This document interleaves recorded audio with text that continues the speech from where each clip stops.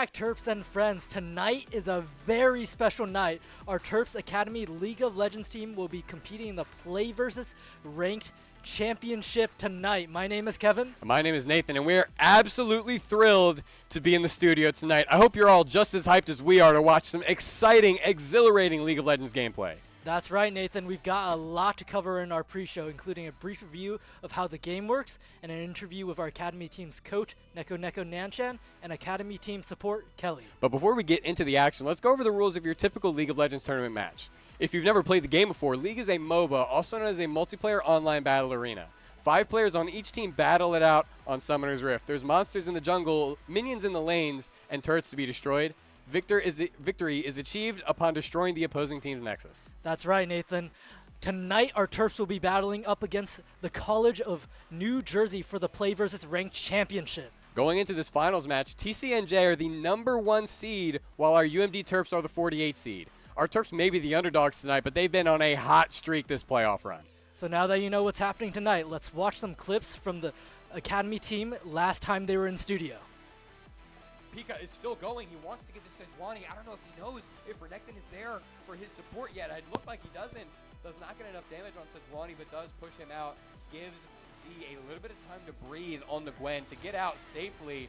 And Pika is very, very contented. Oh, look at the damage coming out from Pika. And he gets the Bluetooth auto attack onto Sejuani with the E. And right there, that is the Malefic Visions and the Nethergrass coming out of Malzahar. Burrito Bear going crazy right now. Champion to be able to push her own lead. And right now, Z is taking a pretty bad trade top to bottom, but look, he's getting some damage back. Renekton does have the dominance, it's coming out, but will it be enough as Z trying to get the kill right now? Look at the Q. Burrito Bear is getting dove by the Nefiri. Nefiri does not have any kind of tools to save her life, and her life goes down, but right now Burrito Bear is in a bad spot. The root comes out. That is a great play. He might be safe right here as Xin Zhao does hit the E, and right now, yeah, Burrito Bear is completely out safely. Pika is having his way with Xin Zhao right here. That is a kill. That is a great play top to bottom. Yeah, what a escape by Burrito Bear in that last clip, Nathan. I mean, even in the first 2 clips, Kevin, you have to mention how we saw some stellar team play across the map from the entire team. Yeah, and talking about stellar gameplay, it's time to introduce you to the Terps League of Legends Academy team. In the support role, we have Kelly. This is Kelly's first semester on the Terps League of Legends roster. Hailing from the Terps Valorant GC roster, she's no stranger to high-level competition. This season, she's shown off some impressive, exhilarating Enchantress gameplay to look forward to. And on ADC, Soy Blake, the ever-reliable AD carry. Soy Blake used to be a caster sitting right where we were, Nathan, but now he's on the other side of the aisle. Whether you call on him to carry the game or provide utility from the bot lane, he's sure to answer. And in the mid lane, we have Burrito Bear. Burrito Bear has been the newest addition to the team, but by no means is he a bad addition, as he puts on a new rendition to how this Terps team plays. He has a refreshing touch to the game, traveling from mid across the Summoner's Rift to aid his team no matter the situation. And in jungle is Pika. No matter the circumstances, this season Pika has been so versatile as he navigates the rift with style. Jungling is debatably the hardest role in League of Legends, as you're forced to place outside the lanes and basically play a different game. Still, Pika has shown such drastic improvements throughout the year, you'll be shocked to cheer. And in the top lane, we have Big Dog Z. He exudes impeccable aura with each stride as he's looking to decimate the opposing top laner's morale. Solo kill after solo kill, it's just simple needlework to Z. He's sure to deliver some devastating haymakers right-left throughout the series. And tonight we're going to be interviewing our Academy League of Legends support Kelly first, and later Coach Neko Nanchan.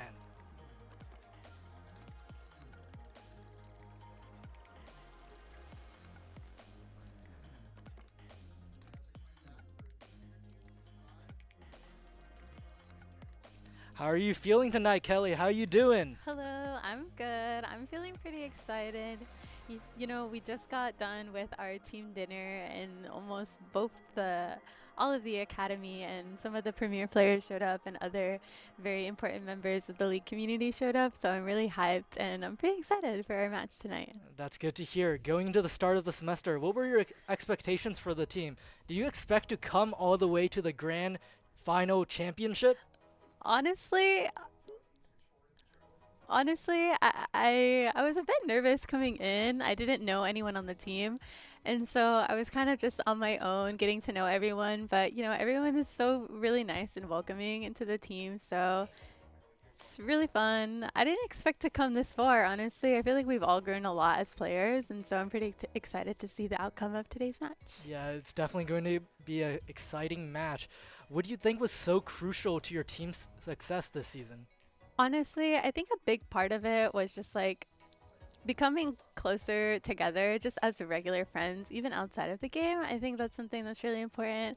I've gotten to know a lot of the players, and they're all really nice individuals, and I feel like kind of our friendship has helped bonded the team as we learn.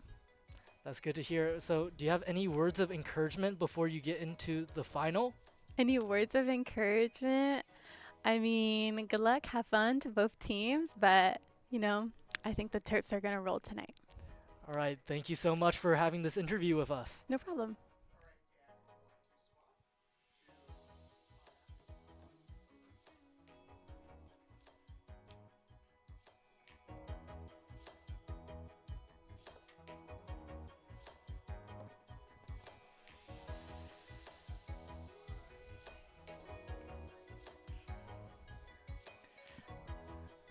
Hello, here we have Coach Neko Nyanchan. A familiar face. How are you doing tonight? I'm doing well. Very excited to see the Academy team play in the Grand Finals. So, Coach, before we get into some interview questions, can we have some brief background information about you? Yeah, sure. So I was on the Academy team last year, and I was on the Premier team last semester, and now I've transferred as the Academy head coach, or I guess assistant coach.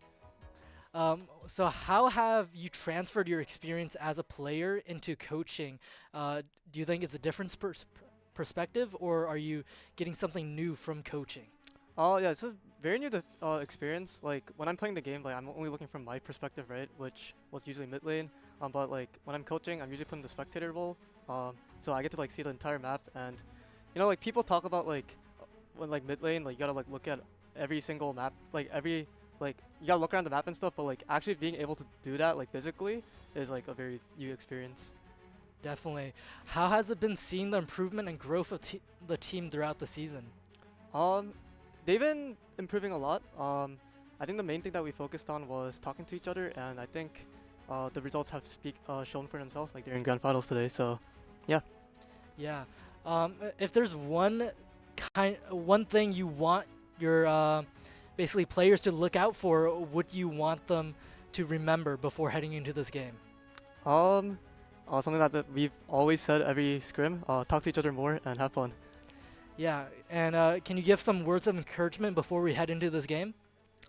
You guys worked very hard this season, so let's get this bread.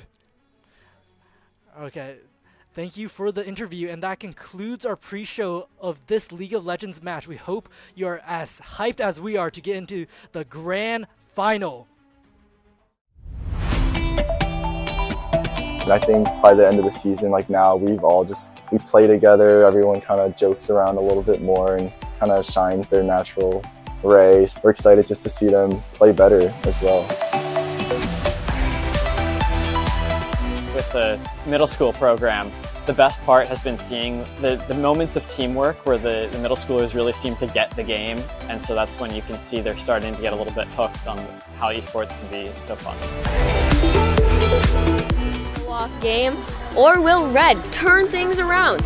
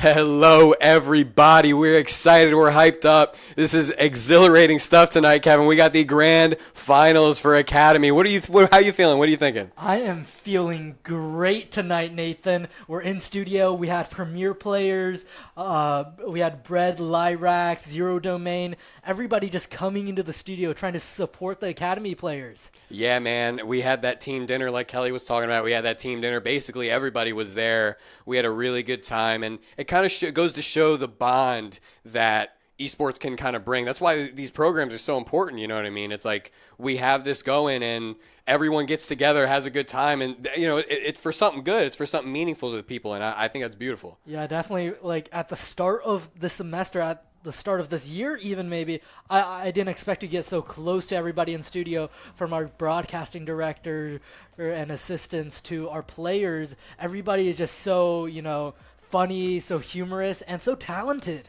Yeah, I mean, it is really nice right now. We see the team that is right to left. That is Z, that is Pika, that is Burrito Bear, and upcoming will be Soy Blake, and lastly, Kelly. And we see the coach, Neko Nyachan, right behind him, just getting them ready, getting them hyped up, and kind of just going through some things before they get into the game. I do believe we'll be getting into draft very soon, Kevin, but today's an exciting game. You know why? Why? Because we are playing today. The Terps are playing against TCNJ, who went 8-1 on the season. That's pretty impressive, right? Yeah. But the only loss that they took was to Maryland.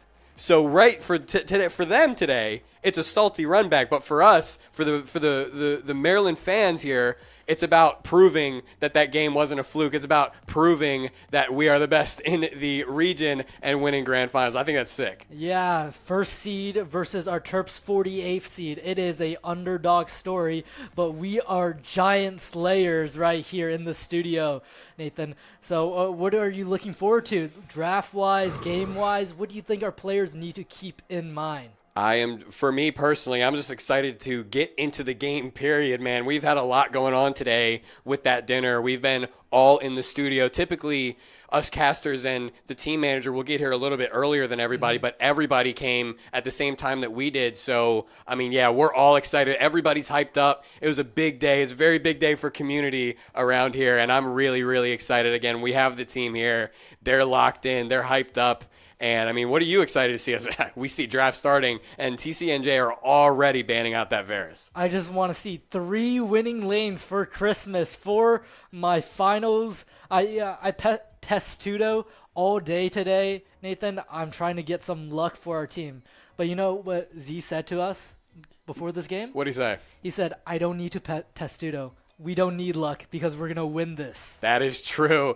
That is true. And, I mean, that's what you got to hear out of the team, that kind of confidence, that it may be a little bit of arrogance, but a little bit of arrogance never hurt anybody, right? Yeah. But we are right into this draft. We are getting into the action. We have the Bard banned out, and I mean, Bard can be a pretty big detractor from the rest, not detractor, but a pretty big influence on the rest of the map when he's able to roam free. And I like the Bard ban, especially if New Jersey have a talented Bard player. It's impossible to deal with sometimes. Definitely, yeah. Bard, very versatile. It seems like both sides are trying to limit bot lane options from support from ADC. TCNJ, I think they're just trying to make sure Blake's signature character, Varus, and Kelly's signature character, Seraphine, is just not in play, because that's how our Terps have been winning so consistently, Nathan. Yeah, and there's the Rumble ban. And I actually heard, I believe it was Blake, you know, team captain Soy Blake, talking about how they wanted to ban out the Rumble and Bard. They were pretty locked in on that one, so we like to see those coming out early. But the rest of the bans might be a wild card. You know, we only get to hear so much of the insider scoop as the casters, but we kind of play it by ear. And I don't know, I like the way that the bans are looking for the Terps right now. If Rumble is like Bard, if he is on someone who's really, like, you know, gifted on the champion, he can be a home wrecker, to say the least. Yeah, definitely. Mbessa ban coming out from New Jersey. And speaking of practice and preparation, last night, our Terps Academy team had a practice match versus the Premier team, actually. So they got some good practice in. The Premier team tried to cater towards what New Jersey has been playing. So maybe that's some good preparation to what the Terps might be expecting. And that goes, I mean, even further to talk about the community. I mean, obviously we were saying it, but almost the whole Premier team came in today. And I mean, yeah, they're there to help out, even though their season is unfortunately over. They're still coming in. They're still putting in that work to help out Academy because, again, this is a big community. Everyone is tightly involved, and it's a pretty tight-knit thing we got going on here. It's very beautiful, but to get back into the actual league side of things, Kevin, we have the Yanara pick coming out early, especially first pick. That is a confident, aggressive pick. That has to dictate the tempo of bot lane in general. That's not something you go easy with. Yeah, definitely. Yanara is a strong pick. After level 2, level 3, she is going to be dominating the lane, especially if there's going to be a Lulu second pick. I wonder if the Terps are going to be a little cautious. They're going to pick Corki, a strong laner. So they're batting...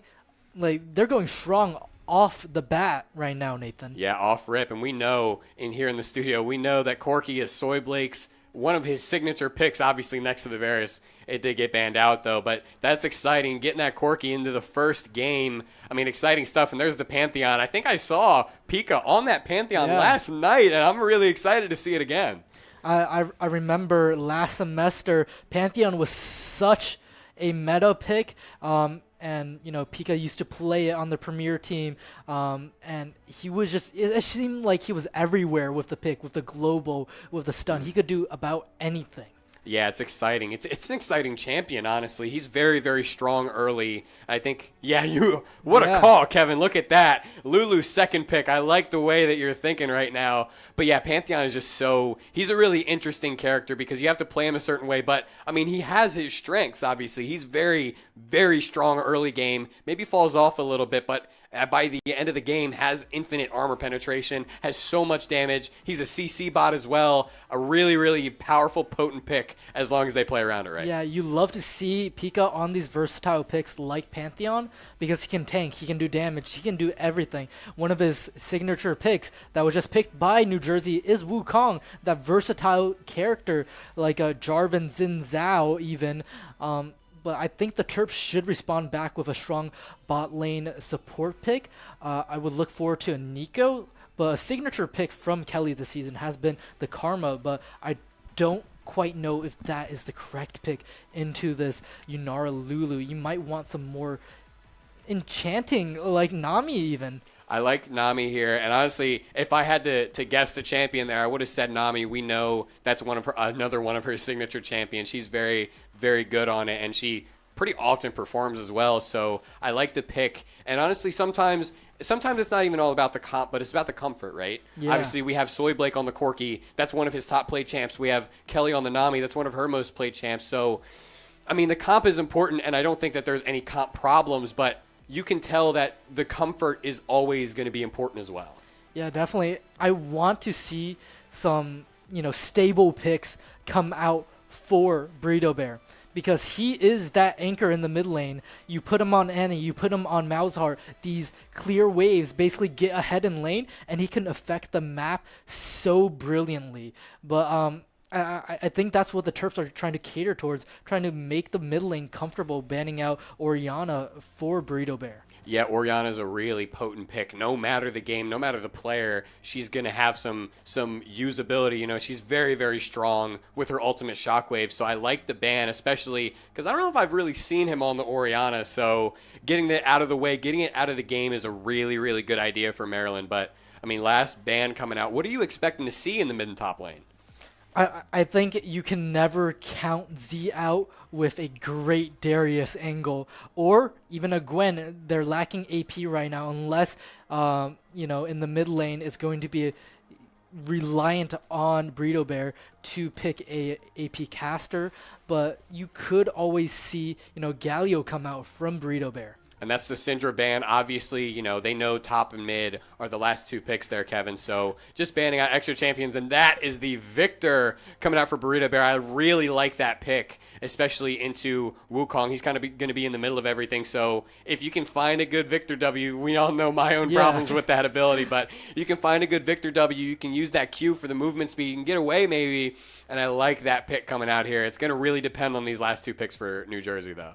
Yeah, I feel like Victor is not a common Burrito Bear pick. I think it's more of a denial pick for New Jersey. They're trying to limit New Jersey's mid laner options as Hui's pick. But the Terps will definitely have the last pick for Z. He's going to have this advantage to pick what he wants to in this top lane. And I really like giving him the last pick here because Victor, I mean, you know, he can get counterpicked, but he's going to be relatively safe pick no matter what. So you pick the Victor and then you give top lane, probably going to be the more volatile lane, right? You give top lane the counterpick and maybe not so volatile because there is an Ornn on the board, but there is the Gwen hover. We're going to see if it gets picked out, but yeah, picked out. Z in the top lane on the Gwen. We saw a clip of him on the Gwen in our pre-show, Kevin. He is very, very talented on it, and I'm excited for this one. Yeah, in the pre-show, Nathan, you said everything is like simple needlework for him in the top lane. Solo kill after solo kill. And, you know, Gwen is such a good pick into Ornn, just the tank killer. And I think the overall comp for the Terps, I prefer more because there's so much more, I guess, like agency to the Terps characters. Yeah, I don't know. Again, I really like this Victor pick. I think I like the Victor. I say that every time it's locked, especially because it's usually 0 domain on it. And we obviously know what he has done in the past on that champion. He's done some pretty nasty things in the best way possible, of course. But yeah, no, I really like the way that Maryland's comp kind of shook out. They seem really team fight. Let's go in. Let's death ball heavy. And against someone like Hui and Yunara, I think I like that a lot, especially if they're able to get Lulu out early. I really like the way that the team fights might play out. Yeah, I think we should run through these lanes. How are you feeling about the top lane, Nathan? I mean, what else is there to say other than we're hoping to see a Z masterclass, as we know that Gwen is a kind of a tank shredder, tank buster, as she is known to be. So, I mean, maybe, you know, sometimes it's hard to get solo kills, especially if a champion like Ornn is about his wits. But I mean, it's Z. Come on, we're probably gonna see a solo kill on either side of the board, and I'm excited. Yeah, they definitely should not like count Z out. He's like time after time, the enemy top laner has count Z out, and one misstep under tower, one misstep in a brush, and it's over. It's game over. And one thing I want to point out is that both of these top laners are very hard scaling. But in different ways. Ornn is that tankiness. He's going to be the bulk to New Jersey's team. He's going to upgrade and artifact all of New Jersey's items. But Z, if he can get a kill early, if he gets a kill in the mid game, he's just going to snowball and snowball and snowball. And, you know, top prio is always going to be favored towards him. Yeah, I really like the pick. And obviously, I mean, we see it every week whenever Academy's in here. He does something out of the ordinary, extraordinary even, in the best way possible, of course. But let's move down a little bit. Let's go into the jungle matchup. What do you think about Wukong Pantheon? I feel like that's a little bit hard to tell. Yeah, I think this Pantheon pick, usually you want to pick it into maybe quote-unquote a squishier jungler, perhaps like I believe the matchup used to be into Xin Zhao or used to be into Jarvan when they were a little bit weaker base stat-wise. But this Wukong, I think might neutralize Pika's you know, agency to maybe invade. So I think it's going to be in the mid game where they have to invade the lanes. Yeah, and honestly, I think that either of these champions, the Wukong or the Pantheon, we saw it, I think, a week or two ago where a Wukong got just kind of fed early on and he just took the team to victory. They coasted. So I think that either of these champions, Wukong or Pantheon, if either of them get fed early on a gank, on a skirmish in the river, on an invade, I think that might... I won't say it's the end of the game, of course, but that might be a really good sign of who might come out as the victor. But let's go into the mid lane where we have an actual victor. You see what I did there? We have an actual victor against Hui. What do you think about that? Hui, Victor, they're both pretty strong long-range caster mages. They're going to be basically artillery in the mid lane. It's going to be, you know, poke after poke. I think I would still have to favor Victor. Just such a versatile champion, and he just scales so well. Not to say Hui doesn't scale well with, you know, 9 abilities plus the ultimate, basically the whole bag. But you really can't count Victor's agency out. He has a little bit of everything, and just base stat wise, I think he's just so strong at pressuring the lane. Yeah, and honestly, I do have a little bit of personal experience with this matchup as well, as I had a ranked game the other day, obviously in Emerald, a little bit lower level than the guys and girls over there, but I did play this matchup, and as Victor, it felt pretty good because you don't really interact, right? And I think, in my own opinion, Victor does scale it out a lot better with his upgrades, his Hextech upgrade. Well, I don't know what they're called now, but they used to be the Hextech upgrades, his Hex Core and all that. And I think that he just scales better with gold. Obviously, Hui is a team fight monster. Don't get me wrong. He's going to scale pretty well. But I think I just like it from Victor's side because it's kind of free, right? He might have a little bit worse wave clear, questionably, but I mean, it's a handshake lane. Both of you guys are not doing anything. And then 20 minutes later, both of you guys are team fight machines, but I think that the edge does go to Victor in that one. Yeah, definitely. I think, like you said, Nathan, it's going to be in the neutral. They're going to handshake the lane, but depending on mana, counting, and basically how they conserve resources, they need to be at that level 6 scuttle. They have to be at that first Drake to help their jungler, and that's where they're going to turn the tide of the match. But looking towards the bot lane, Corki Nami versus Yunara Lulu, who are you favoring? It's a volatile lane, Kevin. I don't really even know how to answer that one. It's a volatile lane because both of these lanes, I mean, Corki does have his strengths and weaknesses early on. I mean, he's sometimes a little bit, in my own experience, he's been a little bit awkward to pilot, no pun intended.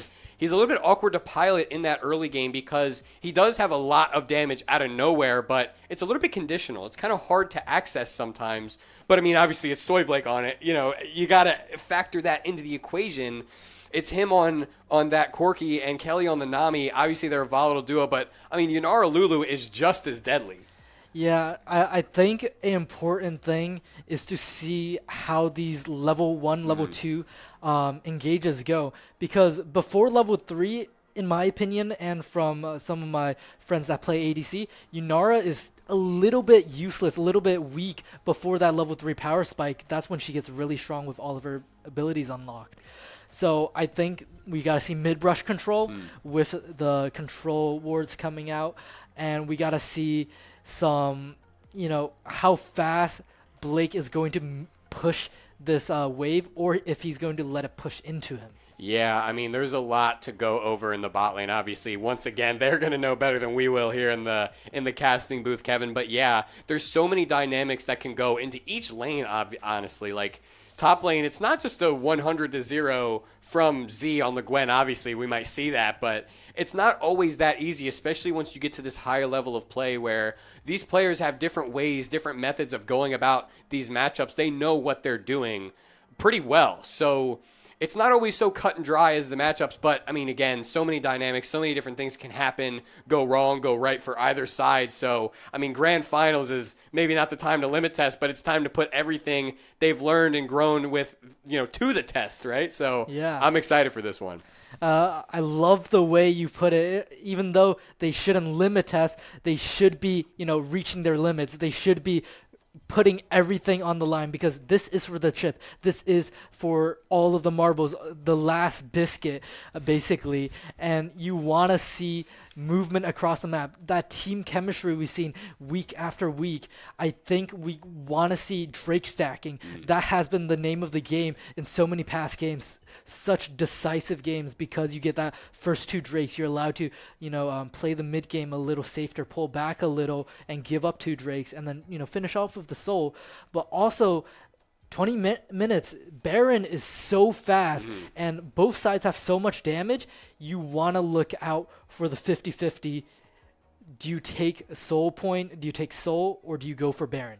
Yeah, again, we just keep talking. It's so many interesting dynamics in the course of a league game. There's just so many things that can happen, right? It's kind of cliche a little bit, but no 2 games are the same in this game, League of Legends, that we all just know and love, right? So that's the thing. Like, anything really could happen. Obviously, most of the time, the better team is going to win. Don't get me wrong, but I mean, again, just so many different dynamics, so many different things. That's what makes the game so intriguing, so exciting, especially as an observer. You kind of get to see everything on a grand scope, you know what I mean? As a player, you might be looking at your role and your lane opponent, and you kind of don't get the full picture. But up, in the casting booth and obviously back at home watching on the stream, you get the whole picture. And I think that is that's almost more entertaining than playing sometimes, at least for me.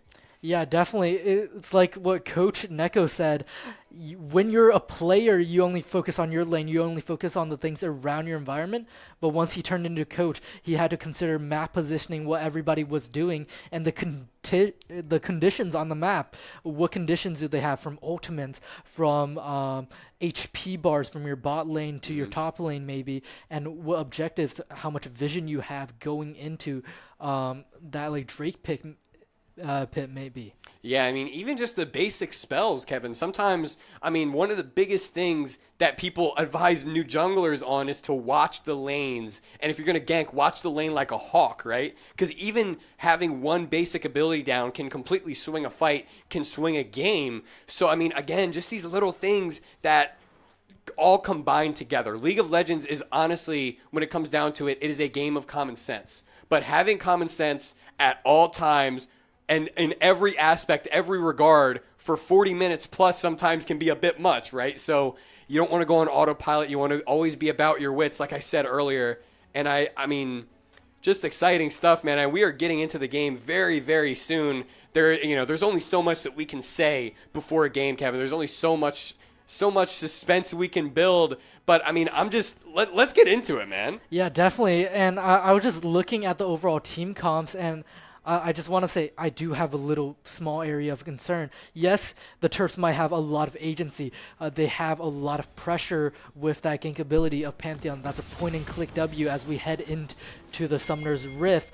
But overall, New Jersey has so much team fight crowd control. It's a little bit concerning for me, Nathan. Yeah, honestly, that's just going to be the dynamic of these team fights, is getting around the Ornn, getting around the Wukong, and then the rest might be fair game. But maybe an interesting thing to start off is that Ornn did not start an item. Maybe the comms, maybe the idea is to start these refills and then get 50 gold, buy a Ruby Crystal, but that's not one I've seen before. Yeah, and like I said, this mid-brush control in the bot lane is so crucial as everybody's duking it out for that control. But crucially, we got to look across the map. Both junglers are starting topside. They're probably going to path bot. This is the make or break lane, because you're going to hopefully predict that your Ornn is going to neutralize Gwen, or your Gwen is basically just going to keep winning lane. Yeah, and something interesting is that in this mid lane, Hui is already down to half mana. Burrito Bear is going to try and take some advantage of that using the Victor Q while Hui's abilities are down. But I don't know, a very interesting start. And sometimes we've had a lot of action in this first minute and a half, Kevin, but nothing too crazy yet. Yeah, definitely. Everybody is on their toes. They're being cautious. This is grand finals. Everything, the whole semester, the whole season is on the line. And I do love this summon Ari rune that Burrito Bear has opted for, because it gives you so much poke, so much pressure in lane. And typically the other option for Victor is that first strike, but you don't really want to use that into a ranged champion, right? It's hard to make sure that you get use out of before you get poked. But I mean, right here we do see, for a moment we saw a level lead in the bot lane coming out from New Jersey, but not much to be taken advantage of there, as Z is trying to maybe build up a wave, get a little cheater recall going on early on. Yeah, everything's going to be slow and steady as, both junglers are pathing bot. There's a lot to look forward to. I think the Scuttle is going to be a point of contention, because this season it can really level up the jungler to level 5, level 6, and that's going to give so much pressure across the map. And honestly, it is really strong now, but it used to be busted strong. I've seen in Worlds a couple years ago, there was a jungler who flashed for Scuttle level 4, I think, and just lost the Worlds because of it. They completely lost. So oh my blabber. Yeah, maybe not as strong as them, but still definitely a very important piece of the map for either side to be able to take, and especially if one side gets both, that is trouble for the other one. Yeah, definitely. And Wukong is so fast into the bot lane, as Pika is still trying to clear his blue buff. They're both going to meet on this bot Scuttle. there's going to have to be some action happening here. And right now, I think Maryland maybe know, because they're pushing out this wave pretty hard. They may know that they need to get up to this. But I mean, they see Wukong right here, but Pantheon sees him too. They're trying to get something going, a lot of damage actually coming out. The bubble does just go wide, and the movement looks like it's ending now, but I mean, that's not bad at all. To poke out Wukong, to poke out the bot lane right here, I like that. Yeah, that's such a heads-up play by the bot lane and jungler to just secure and basically zone out New Jersey's jungler from that scuttle, so he has to walk all the way top lane. It delays his timing. Yeah, speaking of the top lane, this is an awkward situation for Ziaz right here. He is getting towered over by the Ornn, but it will not matter as the flashes come out. Ornn did not have enough time, enough damage to get Z, and that's best case scenario there. If you're Maryland, you get that kill. Ornn's flash is out, and he gets to do whatever he wants with the wave right as he recalls now. What a play. I mean, he didn't really have to do much there. Ornn, maybe more of a misplay than anything, but still got to be about your wits up there in the top lane, and that is what Z was. Yeah, and this is crucial to preventing the New Jersey scaling to slow it down a little. And really, this mid lane is about to go. It's looking pretty good for Burrito Bear. Mana-wise, health-wise, Burrito Bear is up one pot. He's up a Dark Seal. I was just noticing something there, Kevin. You saw what ability he used there, right? The W, and you saw what it didn't do. Stun. I'm just pointing stuff out. That's all I'm doing. Watch until we get into the mid game. You're gonna see that thing work once again. Hopefully to the benefit of our Terps, hopefully. And we know, at least I know, that Burrito Bear does have some time, some experience on the Victor, because we did do a little bit of ARAM clash yesterday, Kevin. He was excited. He was jumping at the seams to get on that Victor. So I like the play. I like the pick coming out. And obviously he's been pretty comfortable, as he's been pretty almost always up health and mana on Hui this early on. Yeah, and this top lane, I thought it was going to be a lot more dominant for Z, but he has to play cautiously. Ornn does a lot more damage than you might expect. Yeah, Ornn's base damage is a little bit ridiculous sometimes, and that's what I was saying pre-game, Kevin, is that these lanes aren't going to be so cut and dry. Z is in a bit of an uncomfortable spot as Ornn has the wave right where he wants to. He can kind of just freeze this for a minute if he'd like, and I would imagine that is the plan. As Z recognizes this, he has to come in, get the rest of this wave, at least get it under tower so that he can safely recall without losing too much. Yeah, first Drake is up, but Pika decides to, ignore it. His bot lane might have to back here, so it might go the way of New Jersey as Hui is coming up here to interfere in the top lane. But right there we see, I think Maryland are instantly cognizant of that, because Pika is ready to jump on Wukong, just getting a Q poke out, waiting for Burrito Bear to get in range. Right here is the Victor W coming out, not working as well. Chaos Storm coming out, won't be enough, but it looks like they have the prio for this dragon if they want. As soon as Soy Blake is back, there might be a movement going on down there. Yeah, definitely.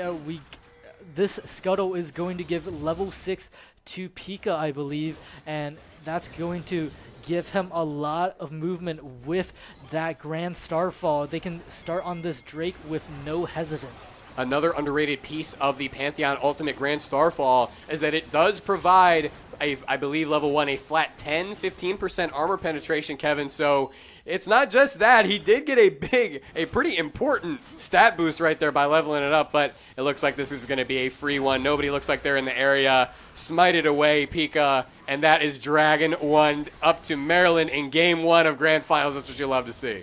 Yeah, well, I think Drake stacking is so important here. It doesn't really matter if you have Grubs with the Crystallites. It doesn't matter if you have Herald, if you just have good cross mapping. But these Drakes, they make a difference the longer the game drags on. And they're a quiet difference too, especially new players won't see the usefulness of kind of these small stat boosts, but they really build up over time. You got to think it's these stat boosts over the next 30 minutes, right? So they're getting so much value out of this just for being there, just for getting that objective early, and especially the souls. They're obviously strong, so getting this first dragon is nothing to be scoffed at. Yeah, attempted gank by New Jersey here. Pika was there to cover. Low HP for Kelly in the bot lane. It seems like this bot lane is getting a little bit tough for our Terps out here. And the roughest part, you kind of see Kelly did have to use both of her summoner spells. Wow, she is full health, Kevin. We just saw her at 1, not even 10, 15 seconds ago. She is basically full health now. Obviously a little bit of an exaggeration there, but I mean, that's the potency of the Nami too. We think about Soraka as the healing support, but Nami has a lot, especially for herself. But right now is a fight breaking out. That is a big bubble and a tidal wave coming out. The wild growth does come out as well though, and that is a losing fight for Maryland. They recognize that. They get right out of there, but that is not the end of the action as well, because Z is trying to go in top lane right here. Wukong is here as well. Pika, they're trying to run away as well. They maybe recognize this isn't good. The Cyclone comes out. The Call of the Forge God comes out. Everything is going bad in this top side for Maryland. Z trying to get one back. It won't matter because, I mean, that is Burrito Bear following up no matter what, though. The Spiraling Despair comes out. Z is going down, but Burrito Bear is here. He has a vengeance. He has revenge on his mind with Ornn and Hui 1 health. What will come out of this? It looks like Ornn's going to be able to get out. Burrito Bear does not care, though. He has tunnel vision on this Hui, and it looks like that is going to be a kill to Burrito Bear. At the end of the day, not too bad. A lot better than it looked at the start. Yeah, the wave was looking a little bit rough at the two players on New Jersey. Smart play. They split up, made Burrito Bear choose one of the two, but he had blood in his eyes, red in his eyes. He was seeking that solo kill against his laner. Yeah, and it makes sense too because obviously it's his own laner, but you also got to think that Gwen is still in a favorable matchup, right? So Ornn dying maybe means less in the grand scheme of things as opposed to Hui dying. So I think I like that decision more than anything coming out of Burrito Bear. Just focus on Hui, make sure you guarantee that one kill, get out safely. I mean, you're looking good. Yeah, League players have a common saying, not my lane, not my problem. And that's definitely a good mentality to carry as you're trying to win lane as much as possible with a dive converging into the bot lane. Soy Blake is in danger. Wukong going in, polymorph onto Soy Blake, flash coming out. And it's just going to be a clean sweep as an turret execute helps Soy Blake secure one kill. And right now, the Grand Starfall is coming in as well. Pika is there. Kelly is there now. She was not there before, but here comes the tidal wave. I'm seeing a dead Yanara on my screen right now, Kevin. She goes down. And at the end of that fight, I mean, again, one of those fights, it looked bad to start. Soy Blake gets one back, though, and that is enough for Pantheon. Pika being able to just ultimate right in, finish it up, clean it up. And I like Maryland's position as it stands. Yeah, definitely. Like I said, it's all about agency, and with that Grand Starfall, you can be anywhere on the map. And honestly, compared to the other globals in the game, it is such a short cooldown. Like Galio, I swear, is about half of the game's time duration. Now that is real. The Galio ultimate, the Shen ultimate. I definitely hear what you're saying there. But yeah, Pantheon's ult really does not feel too long. It feels like it's almost always up. But right now, we're seeing another ultimate. What a play coming out from Ornn. You have to give credit where credit's due, but you also have to give credit to Z there as he does dodge that Q. He dodges the rest of the abilities coming out from Ornn. But you see that flash R2 from Ornn. I like the play a lot. Did not come home with a kill, but not a bad effort at all. Yeah, looking across the board, it's looking pretty good for our Terps. They're only up 200 gold. It's even across the map, but right now we see gold where it should be going. We have gold in the mid lane, we have gold in the jungle, and both top laner and bot laner has gold. It's looking good, but New Jersey, they're just winning in the neutral, in the farming basically. Yeah, I mean, the gold is dead even. We see Burrito Bear he's down a little bit of farm. Not too much, though. It's definitely a manageable amount. 20 CS isn't the end of the world. Obviously, you'd like to be up, of course, but 20 CS isn't the end of the world, and especially in bot lane. Being 9, well, now 12, 13 CS down isn't also the end of the world. It's pretty even in most fronts, but at least in the farming front, TCNJ does have the edge, but right here, Z is getting into a bit of a confrontation in the top lane. All of Ornn's damage is out, though, and Z is very content to just run him down as much as he can. It ends up as pretty even in the trading department. Yeah, Drake number 2, Mountain Drake, is going to sway the way to the way of New Jersey. That was pretty uncontested. There was really no pressure, but Ornn is going to get caught out by 3 members of the Terp. It's a good play. It's a good movement on the map. getting a kill out to Z. That's what you like to see. A little bit of a rhyme there, Kevin. But I think the more important part of that is that Burrito Bear got there. He got to get the assist.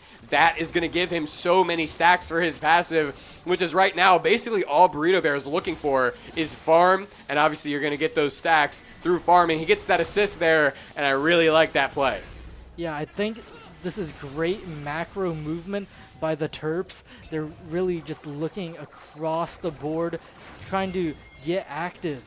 Yeah, right now, it looks like Wukong is trying to get active on the side of New Jersey. Not going to be really getting much going, though. He does get this Gromp away from Pika. A little bit of thievery going on as Wukong is very, very content as well to just W over that Dragon Wall, get out of there safely at the end of the day. And it's pretty back and forth, Kevin. This is an interesting game, especially to start off this Grand Final series. Yeah, it's definitely not a dominant display from either side right now. It's looking good for our Terps, but you wouldn't be confident in this position. You're not snowballed as Wukong is heading into this bot lane. Transcendence comes out from Yunar, flashes onto Kelly. Tidal Wave comes out, and she is low HP, but Pika is in here. Double kill for Soy Blake, and Wukong is the remnants of the New Jersey Force. Double kill for him as he caught Kelly.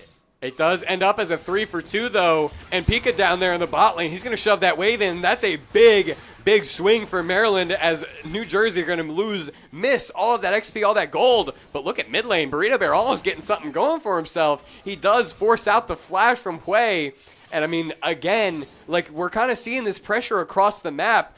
Now Maryland's lead is 2,000 gold, 2,000 and some change as well, with Pantheon Pika in the right place, the right time, finishing that one off. I like that, especially because Hui had to flash anyway, does not have it. He goes down and burns flash, best case scenario.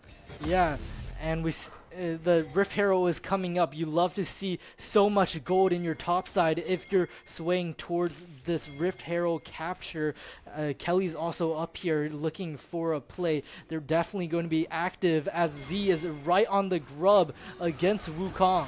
Right now, Pika is in a perfect spot. The way that he played around that vision was extraordinary, and that's an assassination in the jungle there, Kevin. That was good. You saw that right there. Pika just staying just around that corner. Wukong never even knew what was coming until it was too late. He was stunned. He was getting hit by Gwen and Pantheon. He goes down without much of a fight.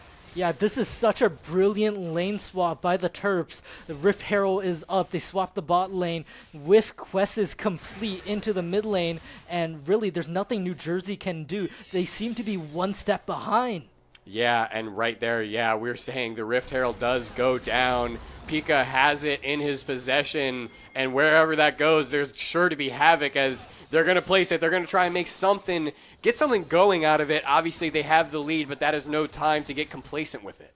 Yeah, definitely. I think I want to see this Rift Herald either go in the bot or top. You can just neutralize the mid lane with both bot lanes, you know, just duking it out for, you know, more CS. But I want the sides to be open so Z has more space and Burrito Bear is more comfortable to, you know, maneuver around and maybe drop a lane or two, or a wave or two to help out, you know, a team fight. I will say, though, one of the problems with placing it in the side lane is that you do kind of give up safety of farming in the side lane, of course, because that tower is now gone. You have to go deeper to farm, rather, in case TCNJ are going to hold the wave there. So there's definitely goods, but there's also a little bit of bads. They have to be strategic in the way that they use it. Yeah, right now we're seeing a 3K gold lead. Not massive, but a strong start for our Terps. Definitely going to be looking out for more plays and hopefully giving no shutdowns to the side of New Jersey. Yeah, I mean, again, you just have to play tight no matter what. Pika is maybe looking for something crazy here as Wukong goes in with the Cyclone. He goes invisible, but he was not anticipating 3 people to be there, Kevin. He's going to use that Cyclone, going to use that CC and that extra movement speed his ultimate gives you to just get out of there, but that is an ultimate down, and if there's going to be a play under this tower, that is a big ultimate to get out beforehand. Yeah, Pika driving Shelly right down into this mid-tier 1 is just going to be free with 4 members of the Terps here as the next Drake, Chemtech Drake, is up on the board. And that's the perfect time to use that Rift Herald as well, because you get that extra wave, that extra lane pressure into the mid lane. Someone has to be there for New Jersey to catch it. You don't want to lose that CS, that XP, and so this is just going to be a free Dragon going to the Terps. It is 2-1 in the Dragon department this early on, 18 minutes rather, and Maryland are, I mean, they're starting to drive away with it. Yeah, definitely. We want to see more and more Drakes on our Terps side. And, I mean, I feel like this is as chaotic as some of our previous matches have been. It's definitely been eventful across the map as Z is getting active with 3 members of New Jersey ganking him. Polymorph, Grand Starfall comes in from Pika, shut down onto Z by Ornn. Pika trying to do everything he can, but it's a no-go. It's a 1 versus 3. Just too little too late coming out from Pika. As unfortunate as it is, that is a great play from New Jersey. Get that pick top lane. They did use a lot of time, energy, and resources. However, I mean, he does go down. Pika did use his own ultimate, unfortunately, and you can't really be mad at that if you're New Jersey. Yeah, I think that shutdown was more comparable. You wouldn't want to see, you know, Pika getting shut down. That is basically 1K being handed over to the side of New Jersey. But honestly, I would rather it be on Ornn than, let's say, Wukong or maybe, you know, one of the carries. That is great insight there, Kevin, because, yeah, you're right. They're going to use that gold probably better, in a better way, in a better fashion than Ornn might, especially kind of in this middle like stage of the game. So, yeah, that going to Ornn rather than anyone else is low-key a lifesaver.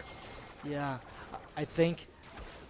Do you ever see a fast Baron angle here for either side as some ultimates are thrown out in the bot lane? Yeah, right now Burrito Bear, I will get to that in a second, Kevin, but Burrito Bear trying to fend for his own life. He does tank the Spiraling Despair. His own Chaos Storm does come out, though, and Z is in a weird spot right now with the Ornn, trying to fight off both the wave and this elemental god in the top lane, but I don't know, like, the problem is that they don't really have that lane pressure in the top lane right now. Ornn is going to kind of walk all over these waves. Z has to try and figure something out for himself, and it's going to be a tough spot if you're looking for this early Baron. I really don't see the angle.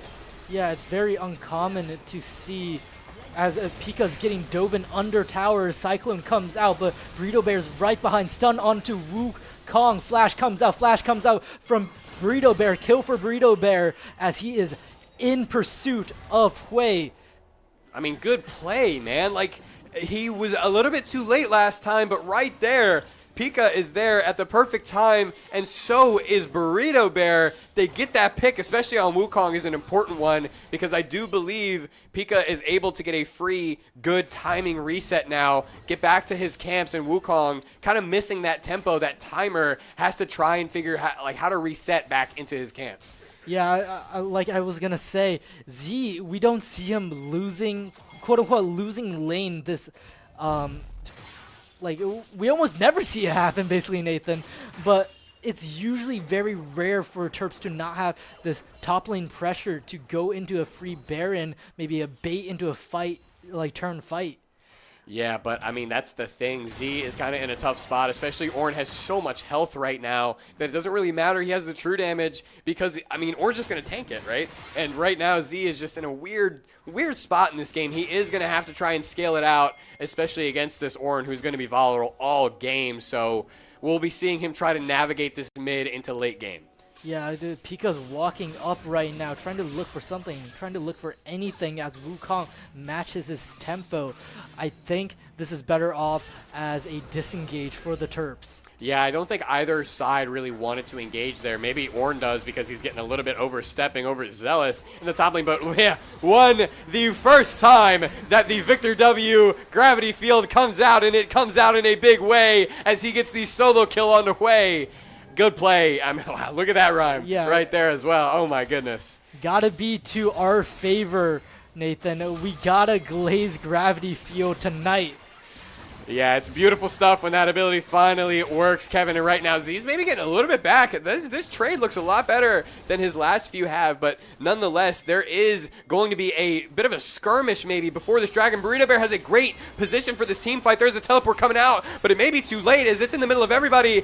Wukong is in such a bad spot. The Cyclone comes out. So does the Call of the Forge God that will only be landing on one, but Ornn is in the dead center of all the fighting. Burrito Bear does go down. That is a big shutdown down to Yanara, and right now the extra TP is coming out. They're going to try and get something going before it comes out fully, but that is not going to be good. That's not sufficient as they go down. Burrito Bear, he gives that shutdown to the carry, and that is just not optimal to say the least. Yeah, it seems like it's going to be a free Chemtech Drake for Soul Point for the Terps, and I was just going to say, look at Z, he was not involved in that fight. He took 2 whole turrets while that mid fight was occurring. At least in the fighting aspect, it wasn't great, but everywhere else they get that dragon, they get those 2 top lane towers, and Z gets out with his life. He's wasting everybody's time right now. There's 3 people in this lane right now looking at him, and that is honestly at the end of the day, even though they've maybe lost that fight, they get that dragon. Z is going crazy on those towers.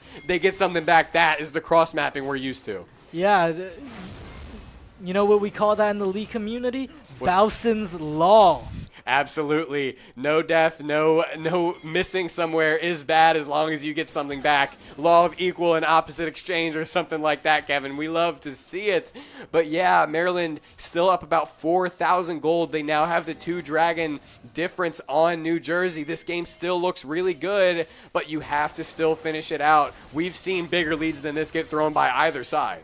Yeah, definitely. It's going to be, you know, a little bit scary as 3 artifacts come out. Engage comes out onto this blue buff area. 4 members of the New Jersey team are trying to converge onto Kelly and Pika. They escape. They're a little bit too slow there, as Kelly's going to provide that movement speed, and Pantheon's going to be Barry Allen anyway, as he somehow gets all that MS as well. But Ornn is on his way down to match Z. Z is in a weird spot right now, trying to get some of this tower plating. He does get 2, I believe, right there, but Wukong is right in his face. Z is in a bad spot. The Call of the Forge God and the Cyclone comes out, but his own Needlework comes out as well. Wukong is 1 health. He knows it. The Needlework comes out. He kills Wukong, and Ornn is not going to be strong enough, not going to be fast enough to kill Z right there. What a 1v2 to come out on top. Yeah, that Dusk and Dawn definitely made the difference. Z is settling into his role on the sides. He feels so comfortable right now. And I would feel comfortable too right now if I was him. This fight does not look as bad as it may look on the screen. As look at this damage coming out. Look at the damage of that is a solo kill coming out from Z in the bot lane. And that is a free Baron Nashor to the side of the Maryland Terps. What a play. You get the Wukong, you get the Ornn all by your lonesome, and it looks like he's getting that tower. What a play. Yeah, talk about haymakers. Z is dishing them out. And he's, you know, Yunara's In Pursuit Transcendence is up. Z is unfortunately going to get shut down after I hyped him up that much. But he did his job. As Kobe said, the job's not finished, but the Baron is up for the Terps. Yeah, kind of getting it all on his own. Maybe we glazed him a little bit too hard here in the studio there, Kevin. But still, no matter what, if he died or lived, that is an incredible play because it's not only what he got on his own, but again, like you said, Maryland got the Baron for basically free out of that. He got all that almost on his own right there. You have to give those props. Yeah, with this Baron buff, they can definitely start sieging this mid turret. It's going to be a little bit hard with the range advantage of New Jersey, but I would love to see Z come back up, have some pressure on maybe the inhib towers. Yeah, and it's a little bit too awkward right now, especially as Yanara does come up. She is ready in the mid lane to try and get something going. We see Wukong is also lurking in that bush, looking for an angle, but that's the thing. You can't let Yanara run rampant throughout these fights because that's why Maryland are kind of playing a little bit passively, because if Yanara does go crazy in one of these fights, that might, that might be too much to deal with. Yeah, with a upgraded Kraken Slayer, she is nothing to scoff at right now, and I think even with this, 5K gold lead, it's shortening. The distance is not as far as it seems. They have to play cautiously around this Soul Chemtech Drake. I would like to see some health shred. Yeah, never mind. We are about to see some health shred coming out from Burrito Bear because he does a lot of damage on his own no matter what, don't get me wrong, but having that health shred as he is building into Leandri's Torment right now is going to give him that extra little edge that he needs to be able to do damage to like the Ornn and the Wukong, so he will be fully useful, volatile in these team fights moving forward once he gets that. Not to say that he's weak now, though. Yeah, and something I need to point out, vision has been such a crucial point of contention this game. Look at Kelly versus Lulu. That is such a big vision diff. They call that a support gap in the industry as well, as the stat lines are basically similar. But yeah, Kelly with the edge by 30 in the vision score department. As this next dragon's coming up, maybe there's a little bit of a rat play coming out from Maryland, but they're going to get a little bit scared as they see kind of the whole team coming in as well. Z is not here. He's still trying to get something going, but something is going right here. As the Call of the Forge God comes out, Wukong is in the middle of everything. That is a TP coming out from Z. The Gwen, he's going to be getting here late, but will it be enough to catch TCNJ as they're on the back foot right now, just trying to poke out? Look at Z trying to get into the middle of the mix. Needlework comes out. That is so much damage coming out on the way. He does live by the skin of his teeth, though, and right now Yunara is going crazy, but that is a one-shot onto her. Look at the Chaos Storm. It is going crazy. It is running rampant, and they are not finished. Look at the teleport coming out from Burrito Bear. He's going to try and get an end angle in the top lane. Yeah, that Yunara had wild growth up, and she, with the snap of a finger, Z said, "You are no longer part of this rift." I am inevitable came out of his mouth, his metaphorical mouth rather, and that is a great play. She literally got popped. Kevin, she went from 100 to 0, and that is the second documented usage of Victor W, and it working right there. Good ability, and Burrito Bear is just kind of try to get out. Don't want to overextend too much. They got everything they wanted. They got some towers. They got almost the ace, and then they're going to end it off with Soul up 10,000 gold almost. A big lead for the Maryland Terrapins. Yeah, that fight could have gone very, very wrong. Z was still teleporting, but with Kelly and Burrito Bear flashing opposite directions, they split the Call of the Forge God, and really after ultimates were popped, the Cyclone was burned. Also, there was really nothing New Jersey could do in that situation following up. Yeah, and that was what I was saying. We almost saw it there, Kevin. Yunara running rampant through a team fight can really be a swing, an unbelievable swing, but Maryland were definitely keyed into it because as soon as they saw her stepping out of line, they said, no, you're not doing this right now. You're going down, and go down she did, 100 to 0. That is the team fight swing right there, and obviously this gold lead is looking crazy. Yeah, 5s across the board for the Terps. 5 kills from top lane to bot lane as some action is happening around the Baron Pit. Call of the Forge God comes out, hits 2. Pika's on fire right now. Burrito Bear getting another kill.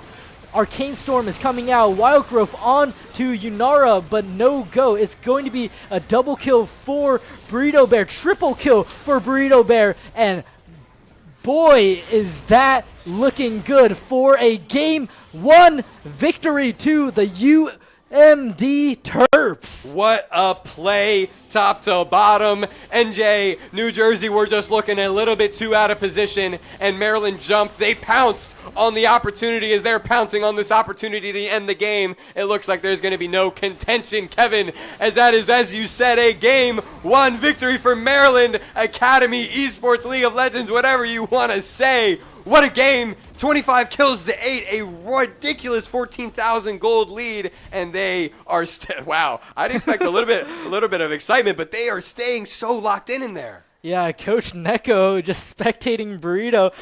Even bread is very yummy. Premier top laner last semester is in the studio looking around, and we have Coach Wanjun off to the side next to Z. You know, everybody is just prepping for this clean 2-0 sweep, hopefully. Yeah, what a game to set the tone, right, Kevin? You always see in series, Game 1 is kind of where you're feeling each other out, but you can really set the tone, set the tempo if you take enough of a strong enough victory, and that was a strong enough victory, I would say. 14,000 gold lead, 17 kill lead. What else can you ask for? Yeah, it was looking so close in the start, in the middle, and but at the end, everybody, locked in. They turned it around. 4 Drakes to 1, 1 Baron to none, and it is complete decimation, and we hope the Terps can bring that momentum into Game 2. Right after this commercial break, we will be right back with the draft for Game 2, but in the meantime, enjoy this commercial.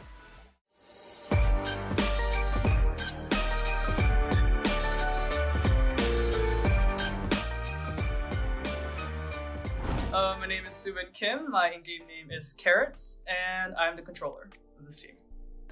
My name is Hannah, my IGN is Tuxedo Sam, and I play Sentinel for the team. My name is Sima, my in-game name is Care Bear, and I'm a flex. My name is Megan, my IGN is Giraffe, and I'm an initiator.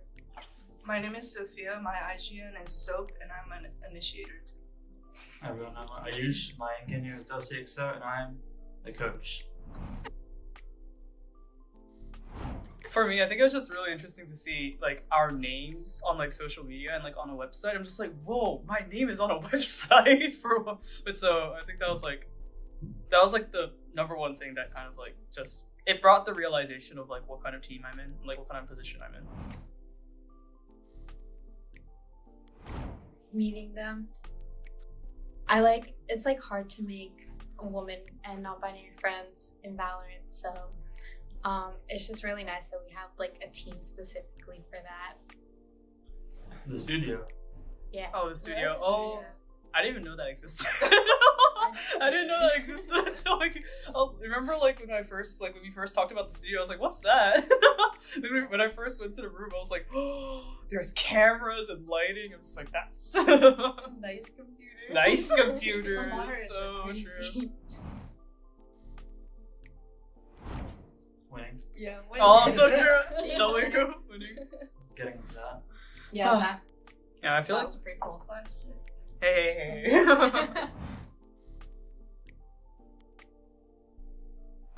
I would say supportive is definitely like Dusty and Rachel. Those two, just like making sure we had scrims down, making sure we had practice schedules down, like Dusty making sure like to pick out what we did wrong, just like, helping us improve. I think definitely. Yeah, Dusty's a very present coach, so Very. it's like he's really reliable and helped us through the whole season. Thanks, team. Yeah, you'd even like schedule things for us, like organize all the schedules. help us map bands and like Stats, talk to them yeah. if realize if one of them was like unranked or something. Breaking a Forfeit rule. teams. Making teams forfeit. Maybe we don't talk about that last part. I would also say like our fans in chat, like on Oh, stream. true. So it was nice knowing W people chat. watching us. And the haters. Oh yeah.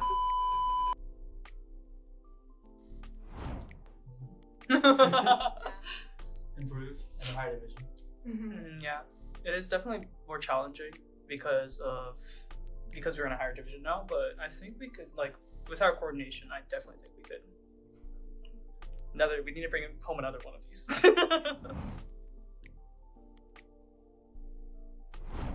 It feels great. You Yeah. guys know this is the first title that Terps Esports has won. Wait, seriously? And by women. Yeah. Oh, seriously? Oh, First time. cool. I like playing Valorant. Have an excuse to play games. That's true. That's good. For me, I joined because, I've always wanted to be on a women's team, especially since I got to UMD, and me and Dusty had always tried to make teams work every semester, and this was the first time it actually did work and stuck, and the people who tried out were committed. So I guess I've always just wanted to be on a women's team to connect more to that community. To make friends. So I had that gap, without a team for a while, and then I saw the form, and I was like, I really want to try this. This sounds fun. And then, yeah, I play Valorant too much.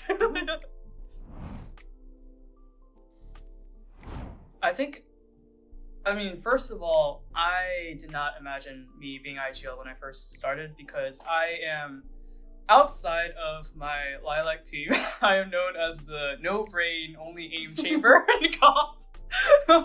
So I did not imagine myself being IGL.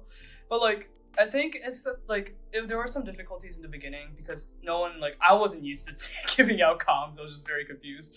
But I think now it's just like the amount of trust that my teammates give me when I give out comms and the amount of coordination that we have. Like I just love being IGLing because I trust that things will work out.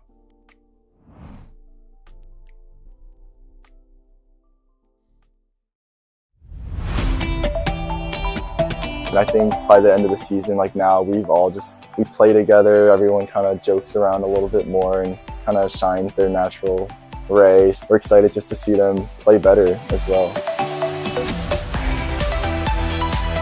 With the middle school program, the best part has been seeing the moments of teamwork where the middle schoolers really seem to get the game, and so that's when you can see they're starting to get a little bit hooked on how esports can be so fun. Off game, or will Red turn things around?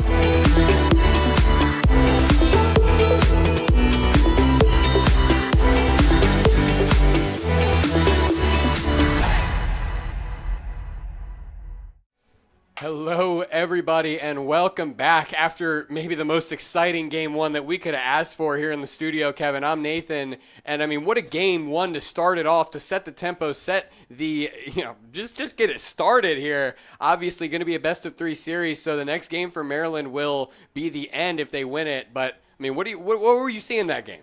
Yeah, I think it was so. It was so close. I was almost ready to start biting my nails at the end there, Nathan. And really, I think there's not any better game to watch anywhere on earth right now. I don't care if you're watching the LCK, the LPL. You got to tune in to this Terps championship match as we hop into draft right now. 3 bans out for the academy team, Terps academy team, and New Jersey has 3 bans too. Yeah, that is for sure. 3 bans coming out, and again, coming out from the Terps, that is 3 support bans in particular. Maybe they're seeing something from the New Jersey support that they just don't want to get through, which, I mean, completely understood. I think support is crazy, but, I mean, New Jersey did ban it game 1. It gets through game 2. That is going to be Seraphine Kelly on that, no doubt, on the support. I like the pick, but you have to pick something that works with it in the bot lane. Yeah, definitely. I think it should be a Seraphine Ashe unless New Jersey pick an Ashe lane. Maybe Ashe Nautilus is always a good pick. But I think it seems like they're going to just weak side their top side with a Rumble blind pick maybe. And now it does make sense, though, those support bans, they didn't want to get something that's crazy confrontational because they did want to end up picking the Seraphine, obviously, right? So you ban out the things that are just going to jump on her and really not give her any room to breathe. You pick the Seraphine, and now that pick is a lot more comfortable, but it does come with the caveat that the New Jersey Rumble did get through, something that they did ban in that first game. Yeah, I mean, it's just El Clasico for the Terps Academy bot lane to play probably the Seraphine Ashe with a Jhin counter. They've played into Jhin before, so this isn't completely unknown to them, but it is a little bit of a dependent matchup as we see Teemo being hovered for maybe our captain, Viet Mike of the Premier team as Galio Ashe is locked in. I was stun locked a little, Nathan. Yeah, I could tell you really didn't know what to say there. I like that. Maybe some fan service going on as he is probably somewhere watching this one. But yeah, that's the thing. I mean, the picks from Maryland came out so quick. They instantly knew what they wanted to play. And I like picking quick like that because then you give New Jersey less time to think about what they want to pick, right? Because New Jersey, obviously, during Maryland's picks, they're still talking about what they want, right? So you pick quick like that, and now New Jersey have to make their own decision quicker. I like that, especially if you're confident like the Terps are with this Galio Ashe pick. Jarvan does come out on the side of New Jersey, but this is gearing up to be an interesting one early on, to say the least. Sorry to cut you off there, Nathan, but it seems like exactly what you're saying. They're burning every second right now with their ban, with the pick on Jarvan. They know what to do, but they need more discussion time. But the Terps are so instantaneous, like a snap of a finger. Galio Ashe instantly off the bat. This Galio, could this go top? We've seen Galio top before as a counter pick into Rumble, but Burrito Bear is also known for his Galio. I believe he might have tried out with Galio before. Yeah, that's the thing, though, as the Silas ban comes out, most likely for the jungle. I don't know if I've ever seen Z on the Silas, but maybe I'll be humbled by that one day, of course. But yeah, the Mel ban and the Silas ban come out. I like the Mel ban because, one, it's not something you're going to want to deal with, but two, that is one of Burrito Bear's champions, Kevin. And so by banning it, they kind of do remove the ability for New Jersey to pick it and thus kind of take it away for the rest of the series, as this is Fearless Draft. Once one champion is played, they cannot be played again for the entire series. Yeah, Nathan, I love you have such confidence in New Jersey to push this into a match 3 when this is clearly a 2-0 for our Terps tonight. But we got to see what the last, picks are coming out.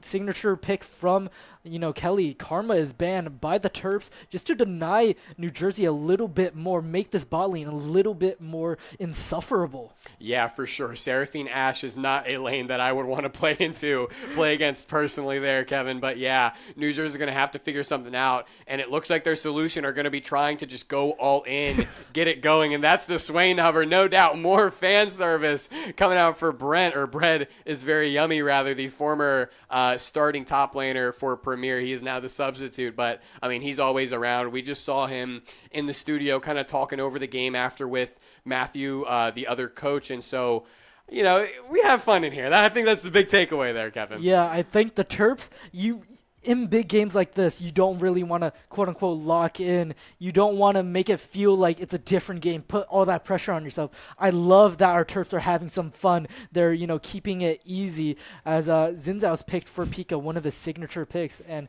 I think that Yone hover is for you, Nathan. I think that maybe not for me, but it's most likely more fan service. And I think that you might be right on the Galio here, as these are all mid laners being hovered. Morgana, you support, obviously, but has some mid lane presence, but I don't know. Now I'm okay. Yeah, okay, fair enough. They're banning even us here in the casting booth, Kevin. Yeah. That is a Cassante pick coming out top lane, no doubt, for Z, and that is obviously going to be Burrito Bear on the Galio in the mid lane as well. But yeah, they're doing a little trolling in there. They're having some fun. Yeah, they're making our jobs a little bit more difficult, but I love to see them having fun. It might be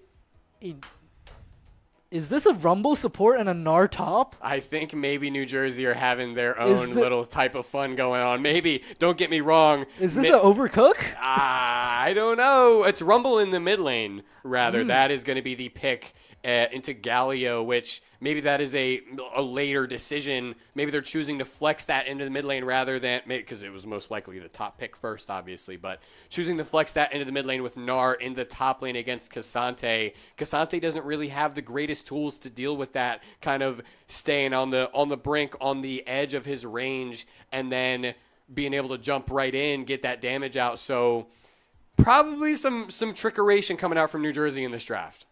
Yeah, this is really interesting. Our players, they're locked in. They're, pumped. They're ready.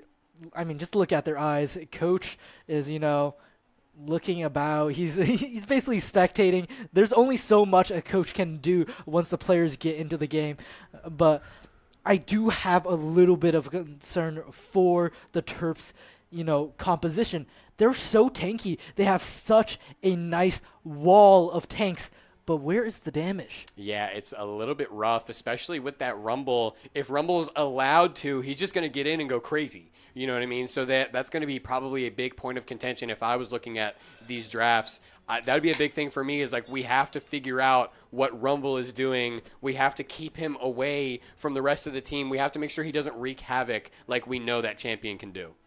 Yeah, I do wonder where this Rumble is going. This Gnar, I think Gnar is very uncommon to play out of position, so this Rumble has to be going mid lane or jungle, but I think it's more common for mid lane, like you said, Nathan. But really, we can't know until we hop into the Summoner's Rift. We can't really go through our lane-to-lane matchups right now without any confirmation. What if that's a mispick? What if New Jersey is so nervous they pick 2 top laners? No, I mean, I don't even know if they're allowed to rescind it after that. You know what I mean? I don't even know if they're allowed to kind of fix it. But, I mean, I like the way that the game is looking out. Obviously, we do have Cassante versus what is most likely Gnar, which, me personally, I don't have much experience, but it sounds like it's not going to be fun. It's one of those things where it's like, I really don't want to be dealing with that. But let's talk about that. So let's say it is Gnar, of course. What does that matchup look like in your eyes? I think Gnar has this, versatility of being this range top laner, which, our manager Tyler, once again, hates so much, but also has this powerful engage with the rage built up with that transform. And Gnar going into his beast mode can basically become this melee top laner. He does so much damage, he stuns, and he can still have that range capability by throwing boulders. So it's going to be hard for a less mobile tank like Cassante to fight against such a tricky character, I think. Yeah, for sure. Sorry, I did laugh a little bit when you said beast mode, because that is one I've heard a lot. Maybe a little bit pun intended, pun unintended there either way. But yeah, I definitely agree with you. It feels like it's going to be really uncomfortable up there for Z. Obviously, we know he's going to try and figure himself out, as he always does. But yeah, it is pretty uncomfortable. That's the importance of giving top lane that last pick, because in the mid lane, he might be able to just sit back and get it, pick out some farm here and there. But in the top lane, that is really hard to really get yourself into the game, into a matchup like that. Yeah, but hey, man, it's Z. He will make something work. It was looking a little rough. I talked to him in between the games, and I was like, hey, man, you had counter pick. Why were you losing that lane? And he's like, Ornn's broken, but I scaled. Did you see that 1v2 in the bot lane against Wukong and Ornn? And props to him. He always pulls through at the end. But looking into the jungle, what are you seeing, Nathan? I'm seeing two champions that feel pretty similar, Xin Zhao and Jarvan the Fourth. They are actually friends inside of the lore. If you didn't know that, Kevin, they are friends. But either way, I mean, they both want to get the same thing going. They want to get early pressure, and Jarvan's going to be a team fight monster throughout the game no matter what, right? So it's going to be a matter of probably Xin Zhao trying to keep up with that usability, that volatility that Jarvan's going to provide, as Xin Zhao does feel like he falls off a little bit, but not to say that he's not going to be useful. Yeah, definitely. I think Xin Zhao is one of those characters you look forward to peaking, that bell curve. He peaks in the mid game to try and bring all of his laners, into advantageous position, and in the late game, that crescent guard is what makes him a tank. He's basically just going to be a semi-wall for, the Ashe, for the Seraphine, to be pumping out damage. Yeah, for sure. And let's look at the mid lane now. Whenever you're good there, sorry. But yeah, look at the mid lane now with the Galio against the Rumble. I mean, what's going on there? I feel like that's kind of awkward for Galio, because Galio does have a little bit crazy base damage, don't get me wrong, but after all that damage is gone, Rumble's just going to stand there in his face with the flamethrower, so I don't know about trading in this lane for Burrito Bear. Yeah, I mean, Rumble is known as the MR specialist, the magic resistant specialist into any AP laners, but, Rumble has a solid amount of AD damage, especially at that level 3 spike, Nathan. That's usually when Rumble players want to use that overheat, take advantage of that overheat to deal so much damage and look for a, quick solo kill maybe. But in the mid lane, it's such a short lane. You're not going to have that distance to, chase maybe in the top lane. Yeah, for sure. Rumble is one of the champions that I really don't like playing against in the top lane for that reason. If you overstep one time, he has the damage, even level 2, to really just take you out of the game forever. That one kill is going to snowball into 5. So I do think that he does lose a little bit of power being in the mid lane, but late game he's just going to be all the same, right? He's going to have his upgraded boots as well as he is in the mid lane. But let's go down to the bot lane. I mean, we see the Ashe Seraphine.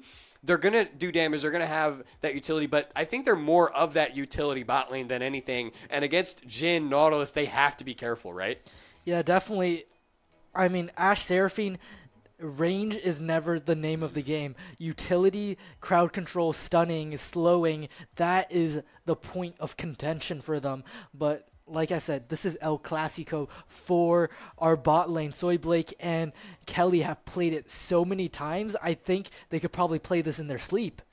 Yeah, for sure. I know, obviously, I might have been framing it one way. I know they're going to have the utility no matter what. They're going to be useful in this game. I just worry sometimes that maybe that damage bot lane, like the Jhin Nautilus, they kind of want to get in and get that burst damage off. Maybe late game that might prove to be an issue, but I mean, maybe not. Maybe that Ashrar is going to hit Jin and just turn the game. You know what I mean? Don't get me wrong. Again, there's so many different things that can happen throughout the course of a league game, but I mean, it's just one of those lanes, I think. It's going to be weird. It's going to be a weird feeling out kind of lane, I think, for the first minute or two, and then they're just going to have to, hopefully, as I said, figure it out, right? Yeah, definitely. It's going to be a push and pull game. No pun intended. Nautilus is going to be pulling into the Terps, and the Terps have to pull themselves away and push, New Jersey, because they need that range advantage to keep pumping out damage. And it's a little bit up to Pika to take the lead because he is going to be that damage to shut down Jin. Ash can't really reach the Jin at all with these bulky front lines on both sides. Yeah, and I do want to say, though, that Ash Seraphine, kind of their shtick is that poke, though, right? You get hit by one Seraphine ability, and suddenly you're half health because they're hitting you from, like, Narnia, right? So they're hitting you from super far away. So there is some utility, but again, like you were saying, that beefy front line, that Nautilus, you just have to be so cognizant, so aware, and you have to play a little bit scared of it because the threat of the hook is sometimes worse than the hook itself. Just Nautilus being in the area, not to cut you off, sorry.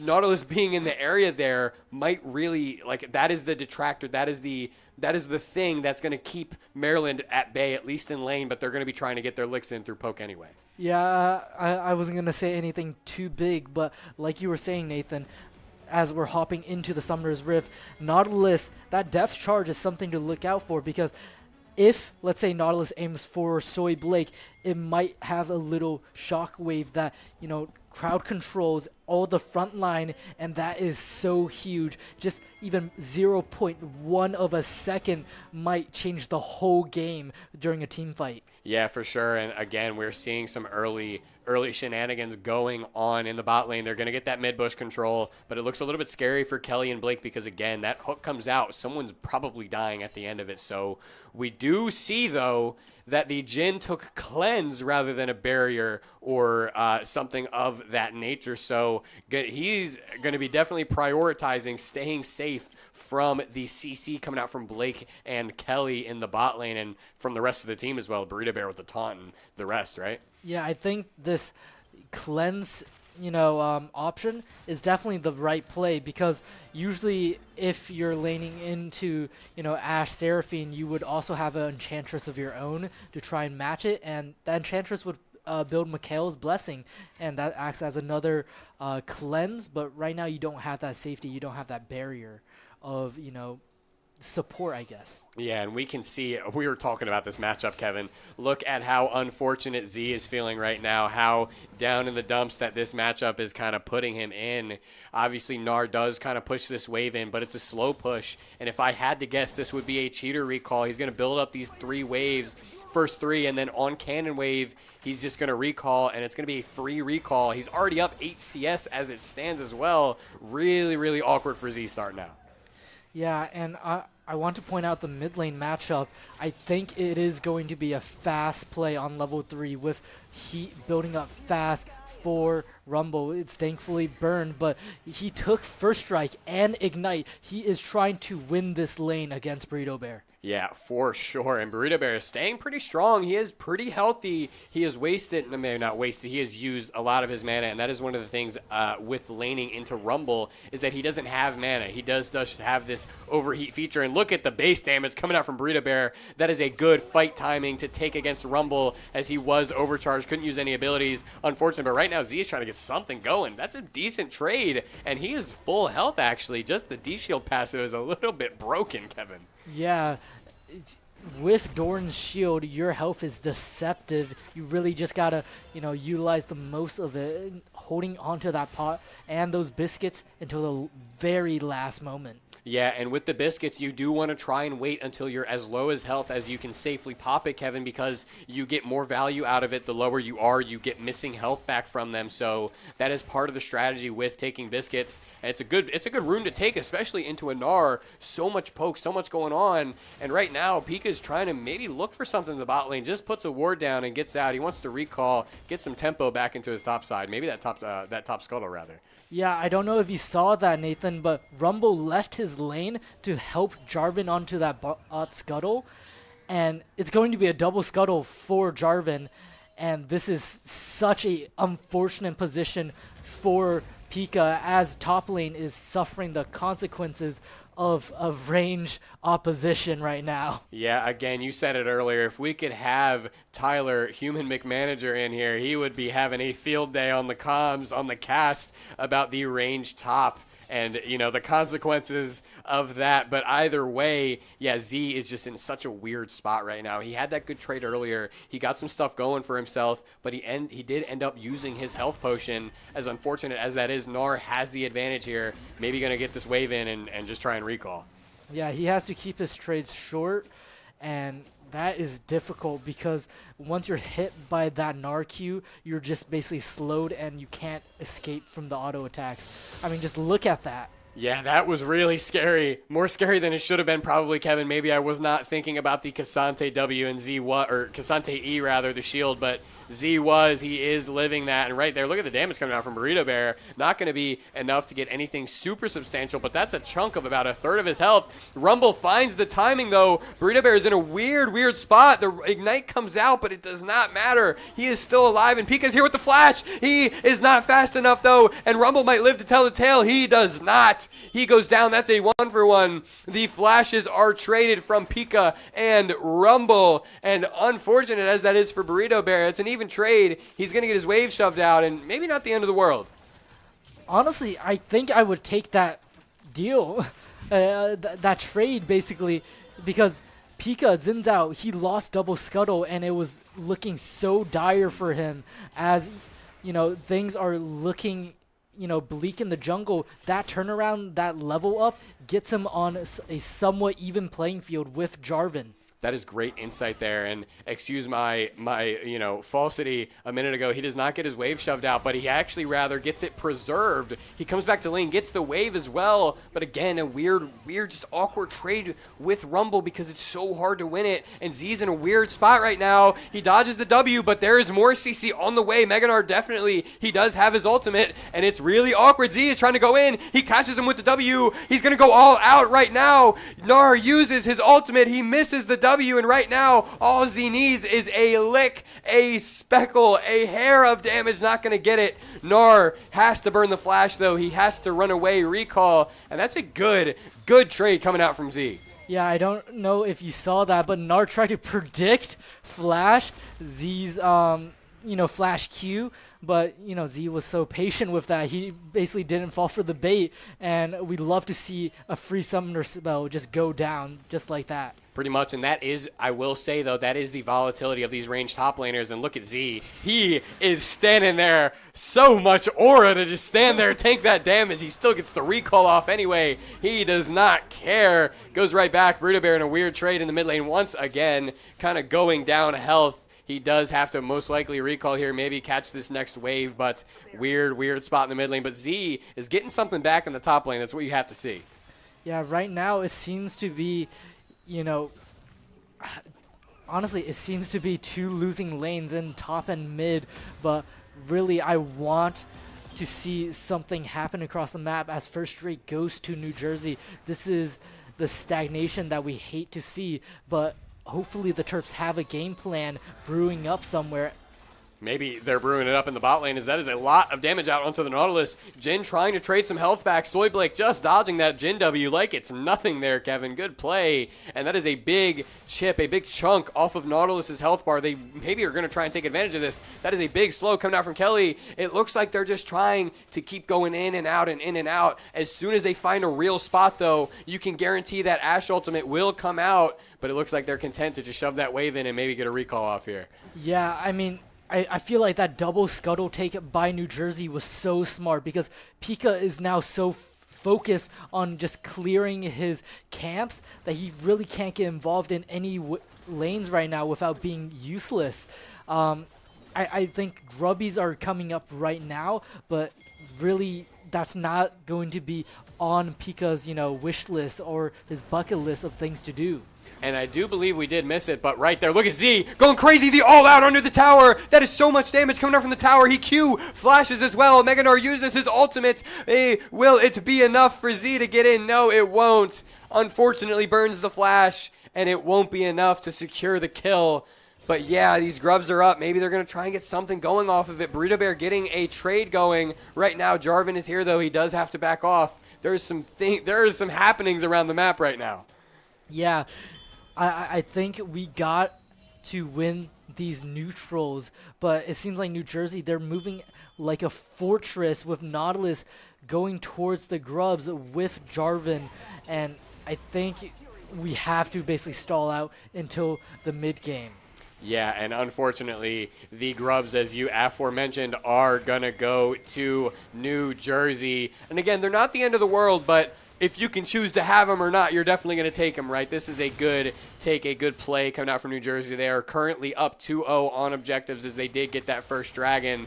But Jin is alone right now. Maybe going to try to get something going. Look at the range on the equalizer. He just placed it down from Timbuktu right there. And right now, Pika's trying to go in. He uses the Crescent Guard, but Soyblade does go down. So does Kelly. Burrito Bear ultimate's in. He is too late to save anyone's life. Maybe going to try and take Jin's here, though, as the cleanse comes out. Pika is still hot on the trail. Burrito Bear goes down, and Pika's in a bad spot as the curtain call comes out. The death charge comes out. Pika's doing his best to run away, but that is the Jin W, and that might be the end of Pika for the time being. Oh, look at the W! That is That is a stellar play coming out from Pika, getting something back, and I don't know if Nautilus is going to be quick enough, Kevin. Look at the play. I think he's out. What a play. It is not over yet, though. The Enchanted Crystal Arrow comes out, and what a turn. Nautilus goes down to the Xin Zhao W. What a play. I mean, just such a stellar player, and Z, his running mate, is right behind this Jarvan, going to look for a play flash from Jarvan, and I mean, I'm just lost for words, Nathan. That looked like such a devastating play when Burrito Bear got caught out by one turret shot, as Nari's getting hit by all of them. It is an execute, though, unfortunately.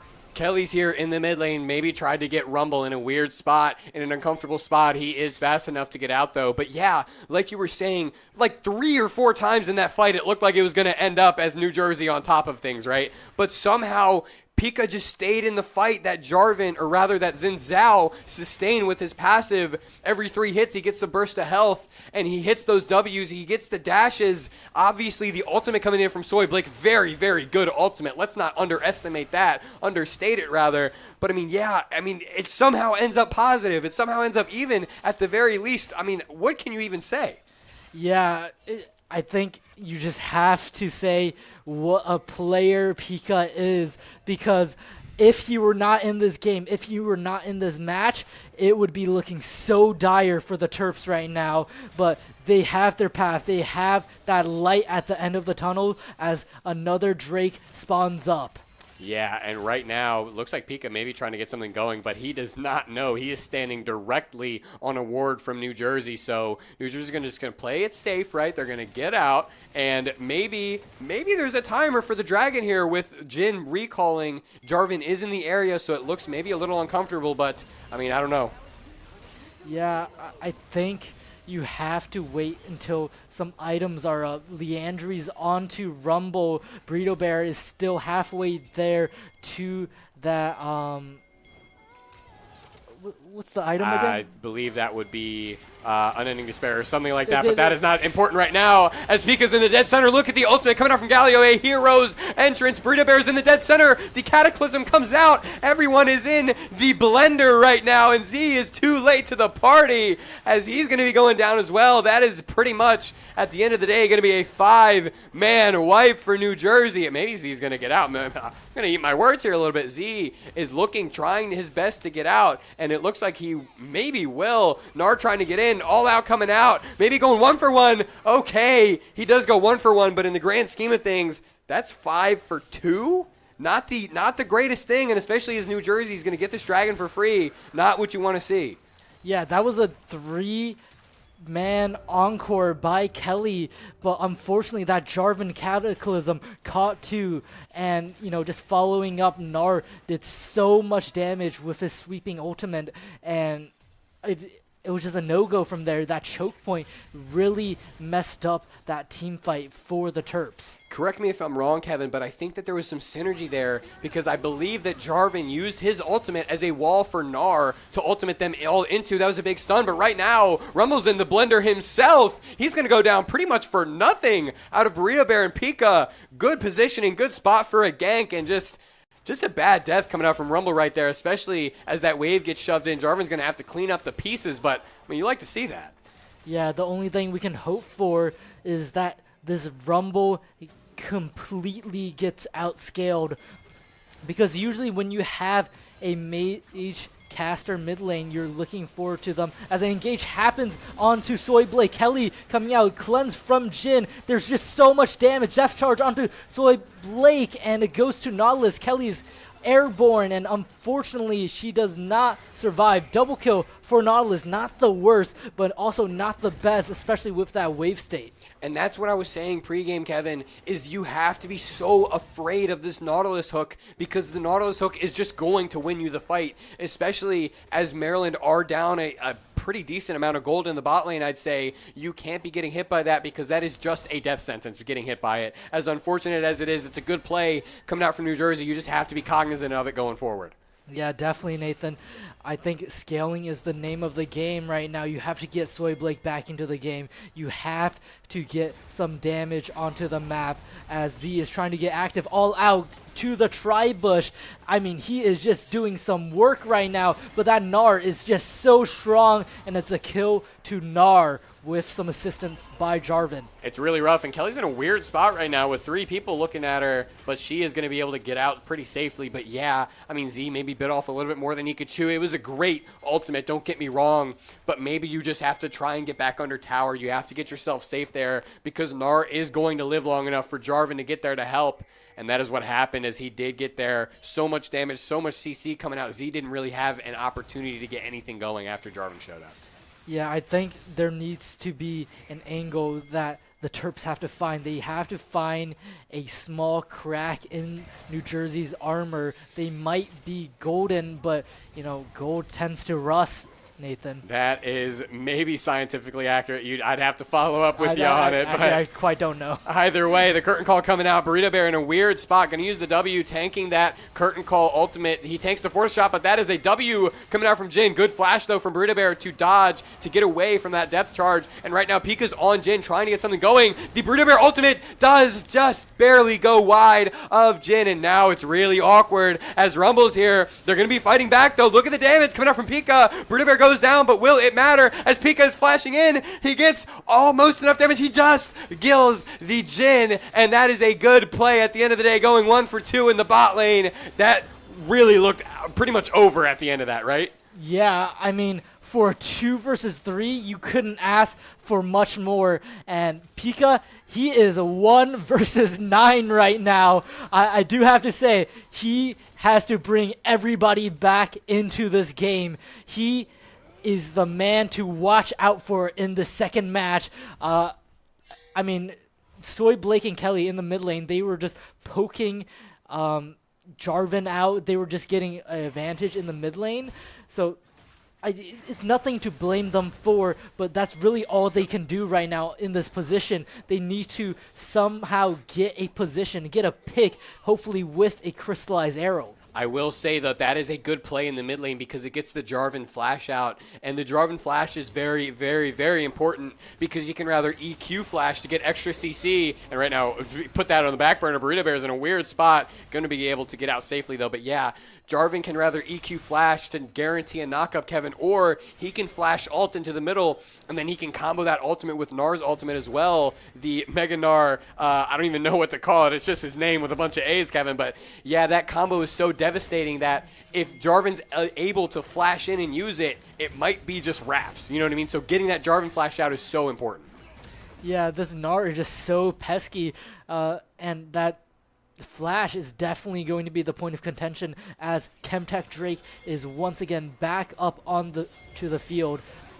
And, I mean, they're going to definitely try and really get strong for this Dragon as they are down to ZTPs into the mid lane. Maybe they're willing to trade off this tower depending on where Z goes after this mid wave. He's going to shove it in, and, yeah, he's coming down. They want to guarantee this Dragon. Z's on a weird flank, though. He looks like he's in a good spot. Nara's teleport is coming out in the middle of all the action. Burrito Bear just barely gets the Jarvan with his taunt, but is it enough? Everybody's in the center. Everybody's once again in the mixer. Soy Blake is in a bad spot. He's getting flashed on, but I mean, look at the rest of the team fight. Z is going down, Kelly down, Burrito Bear down.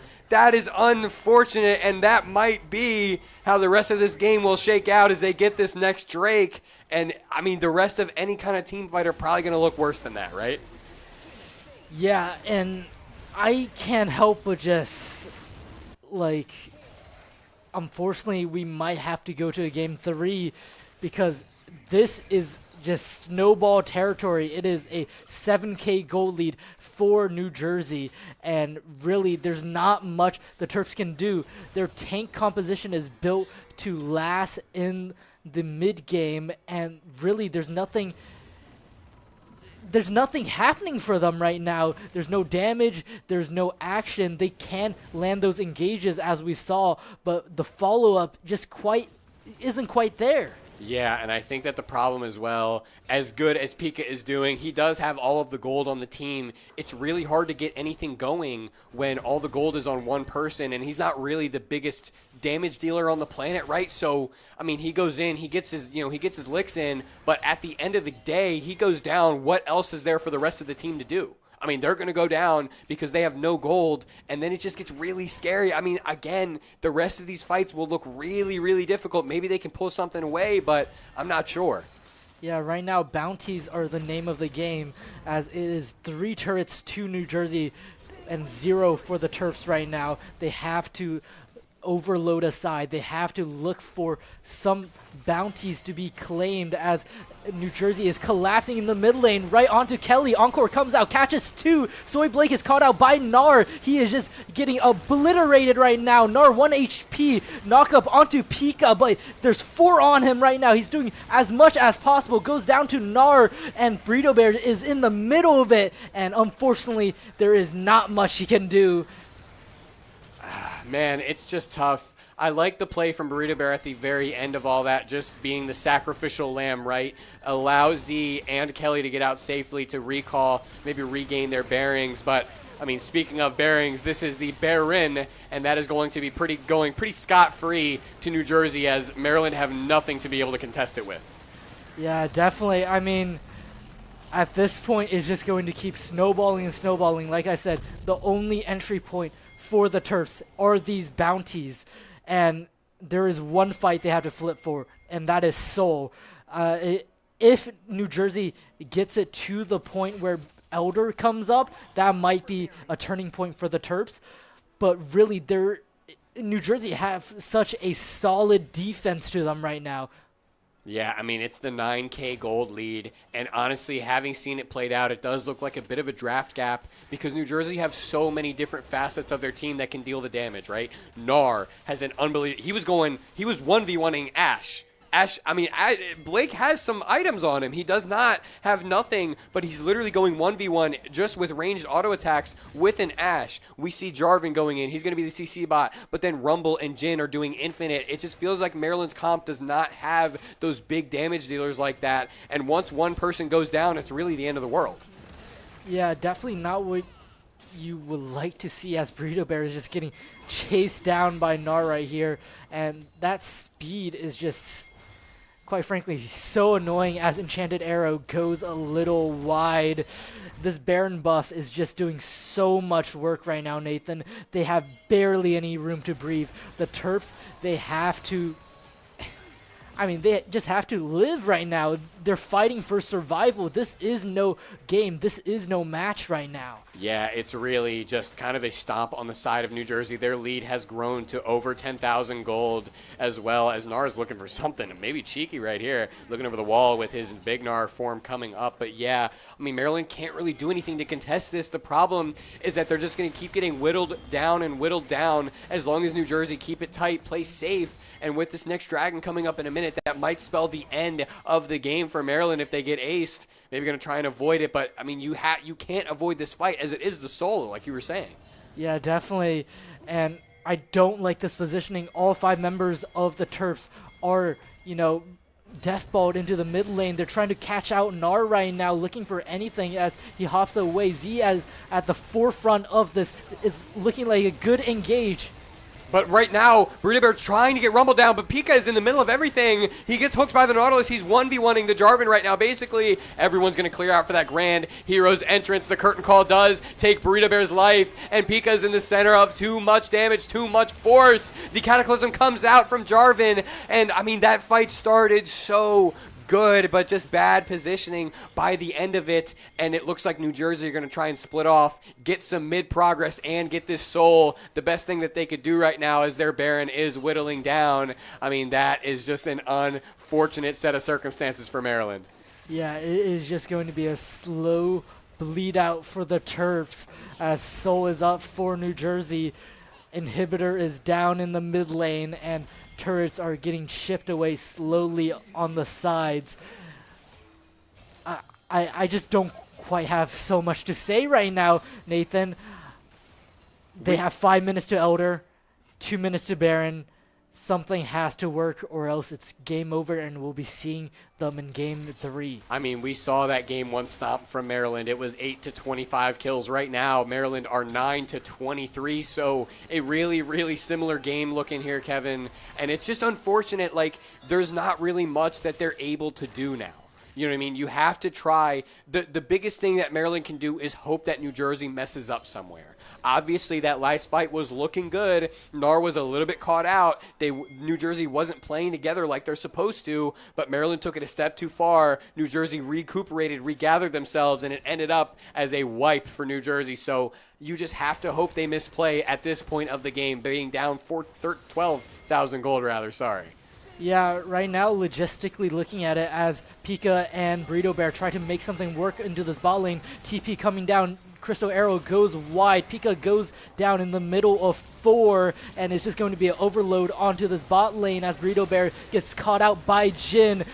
Meganar comes out, but nothing much that the remaining Terps can do as this bot turret is just going to fall so quickly. Z is on the back foot right now, and that is a good ultimate from Meganar. He catches Z with it, and Z goes down just on the brink of that ultimate there, Kevin. Good play, and they're taking this bot lane tower, this tier 3. The inhibitor tower is as good as gone on my screen. Kelly trying to get something going with her encore, but will it be enough? Soyblake gets hooked by the Nautilus, and that looks like it will spell the end of game 2, unless Maryland have something to say right here. They have some players back up. They have these towers up still, but they're going down very, very fast. Pika has to get in the center of the action right there. Look, he tries to go in. Burrito Bear with the ultimate catches the Rumble. Rumble does go down, but so does Pika on the Zinzao. The Nar ultimate is back up, and that is the end of game 2. The series has been tied up even 1-1. We're going to have a rubber match, Kevin, and what a rubber match it will be. I mean, that looked like game 1 on the side of New Jersey, didn't it? Yeah, that was just such a dominant difference, such a big difference from game 1. It was so lopsided towards New Jersey, and hopefully our Terps in this third match, in this rubber match, like you said, Nathan, can turn our frowns upside down, because that was not looking smooth for our ladies and gentlemen out there. Yeah, that's not the league that we're accustomed to seeing them play, right, Kevin? We usually see them play a lot tighter, and I do, honestly, at the end of the day, I do think that is low-key a comp difference, just because, again, they didn't really have the damage dealers like New Jersey did, but, I mean, we're going to see will end. I mean, what else can you say other than grand finals, last game of the series? Right after this commercial break, we will be right back with the conclusion to the series.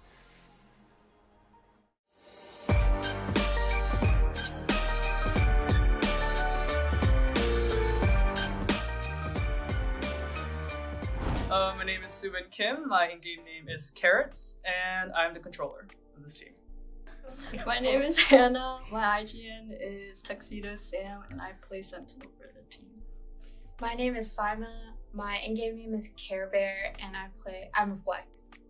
My name is Megan. My IGN is Giraffe, and I'm an initiator.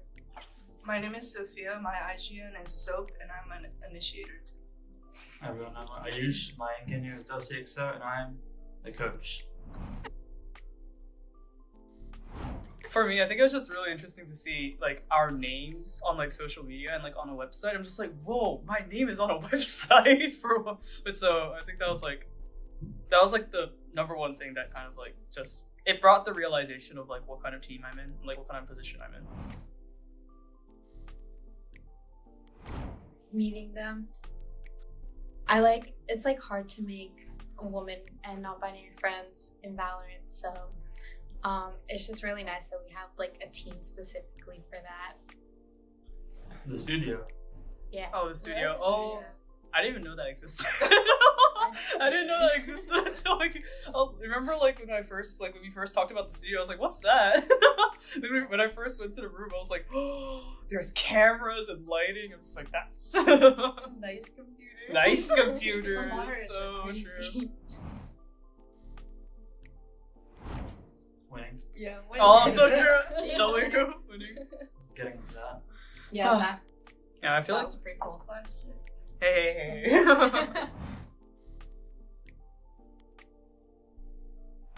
I would say supportive is definitely like Dusty and Rachel. Those two, just like making sure we had scrims down, making sure we had practice schedules down, like Dusty making sure like to pick out what we did wrong, just like, you know, helping us improve. I think definitely. Yeah, Dusty's a very present coach, so Very. it's like he's really reliable and helped us through the whole season. Thanks, team.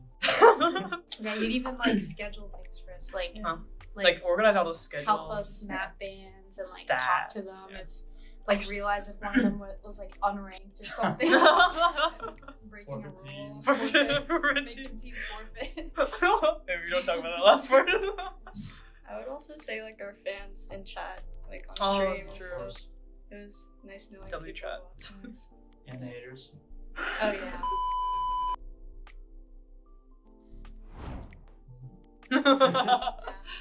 Improve in the higher division. Yeah, it is definitely more challenging because we're in a higher division now. But I think we could, like, with our coordination, I definitely think we could. We need to bring home another one of these.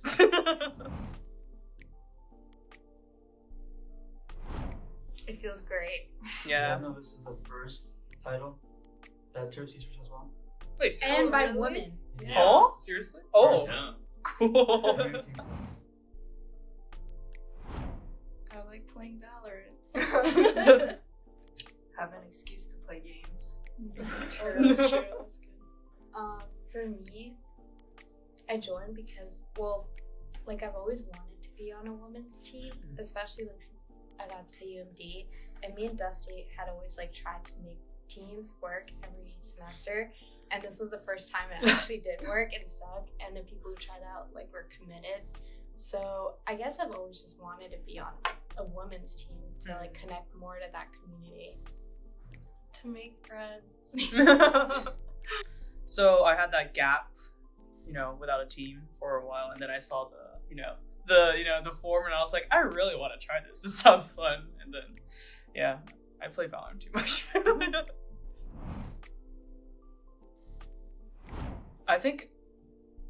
First of all, I did not imagine me being IGL when I first started, because I am, outside of my Lilac team, I am known as the no-brain, only aim chamber in comp. So I did not imagine myself being IGL. But I think it's there were some difficulties in the beginning because I wasn't used to giving out comms. I was just very confused. But I think now it's just the amount of trust that my teammates give me when I give out comms and the amount of coordination that we have. I just love being IGLing because I trust that things will work out.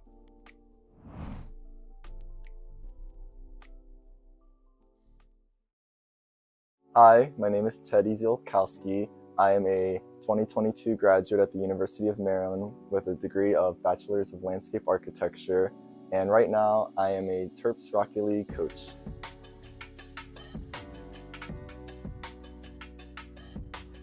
Yeah, I think one of the biggest factors of why they invited me to be the coach for the Rocket League team was that I played a lot, and I was actually like the Rocket League president of the club. I played for the collegiate team before Terps Esports was a program. So I was a huge person in this community for Rocket League, so they really wanted someone who was kind of like a cornerstone that built this community to come back and be the coach.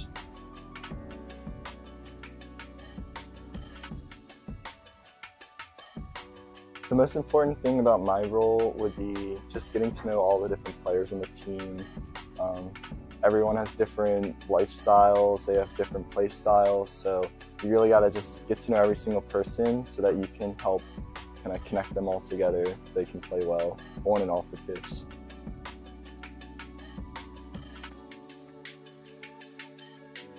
My favorite part would just be seeing their improvements throughout the entire season. I mean, you start out and everyone's a bit awkward, everyone's kind of shy as well, and I think by the end of the season, like now, we play together, everyone kind of jokes around a little bit more and kind of shines their natural ray, so it's really fun just seeing, and they're also just getting better at the game too, so we're excited just to see them play better as well.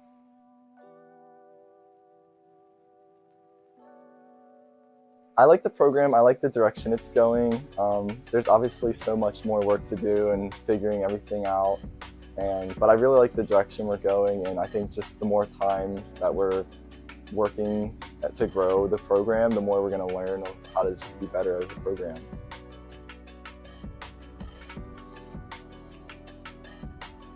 I think one of the things that I really want to keep improving upon for like Terps Esports is just building a bigger community for all the games. So the Rocket League community has a really big community over in the club side. So it was really nice to see more people just like bonding together. People are just, instead of just seeing as like practices as being like a forced mandatory thing, people are like reaching out to each other and like they really want to play proactively with each other, and they're becoming friends as well. So it's not even like a team and we're just teammates and that's it, but it's more like we're staying up till like 2-3 a.m. playing because we're having fun playing, and that's also helping them get better as well. So it like increases their like chemistry together and like just playing together as well, and they can handle losses better when they're a team and they're friends. So that's like a really good part about just building this community.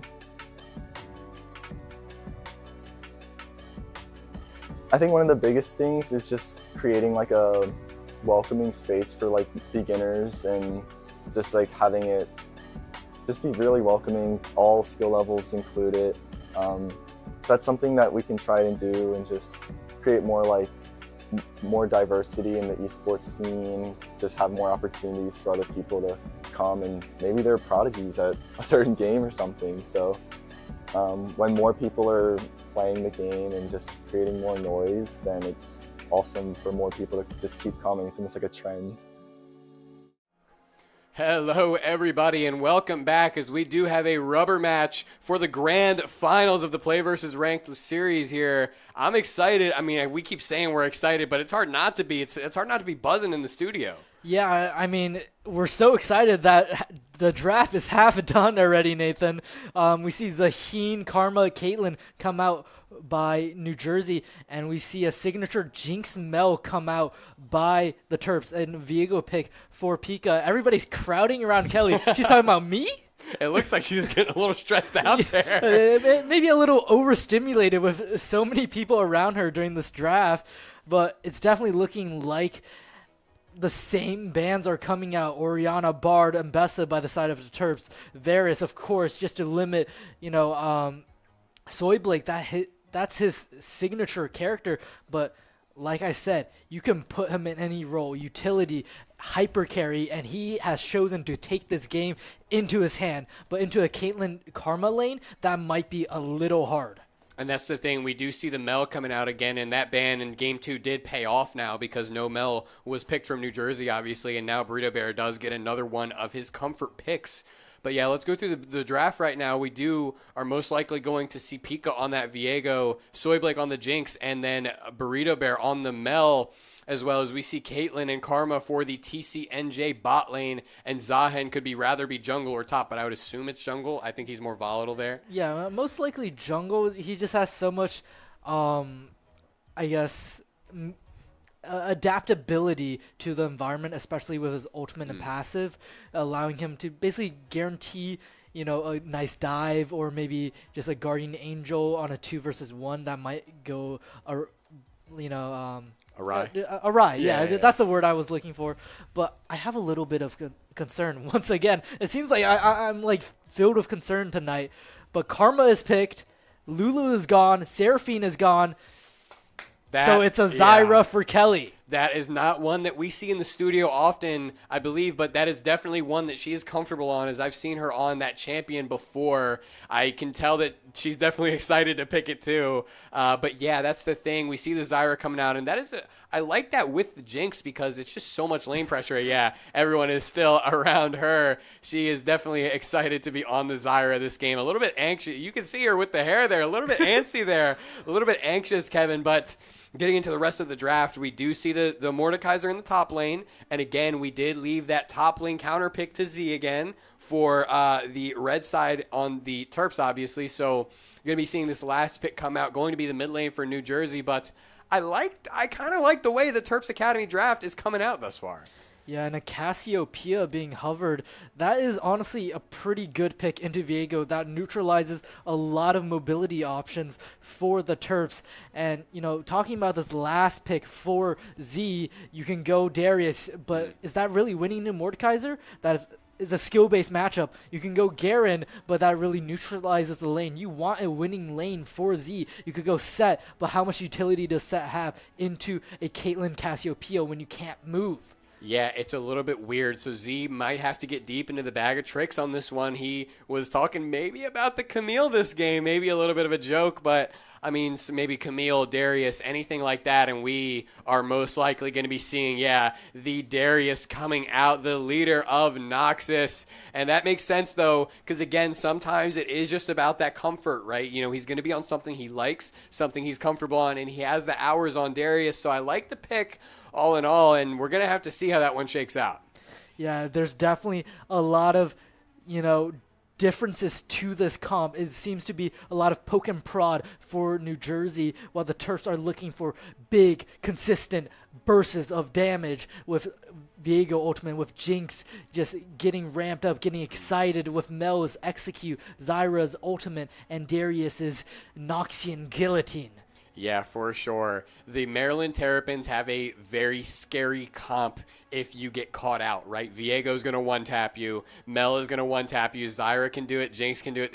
All of them can do it, right? So now it's going to be a little bit of a battle, maybe from the shadows, maybe some guerrilla warfare coming out from the Terps, just staying, finding these angles, finding flanks. I think it might be a big one here, especially against, say, Caitlyn Karma, who are really not that easy to get to.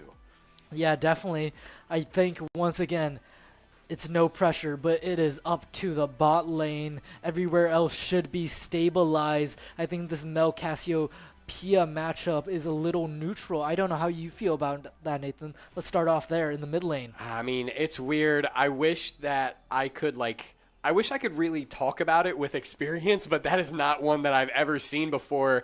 Cassio isn't the most popular champion, obviously. She's definitely strong, don't get me wrong. She has her angles, she has her comps, but I don't really see her much. But also Mel is fairly new, right? So it's not something that I think I can say I've ever seen before. But I mean, let's get into it.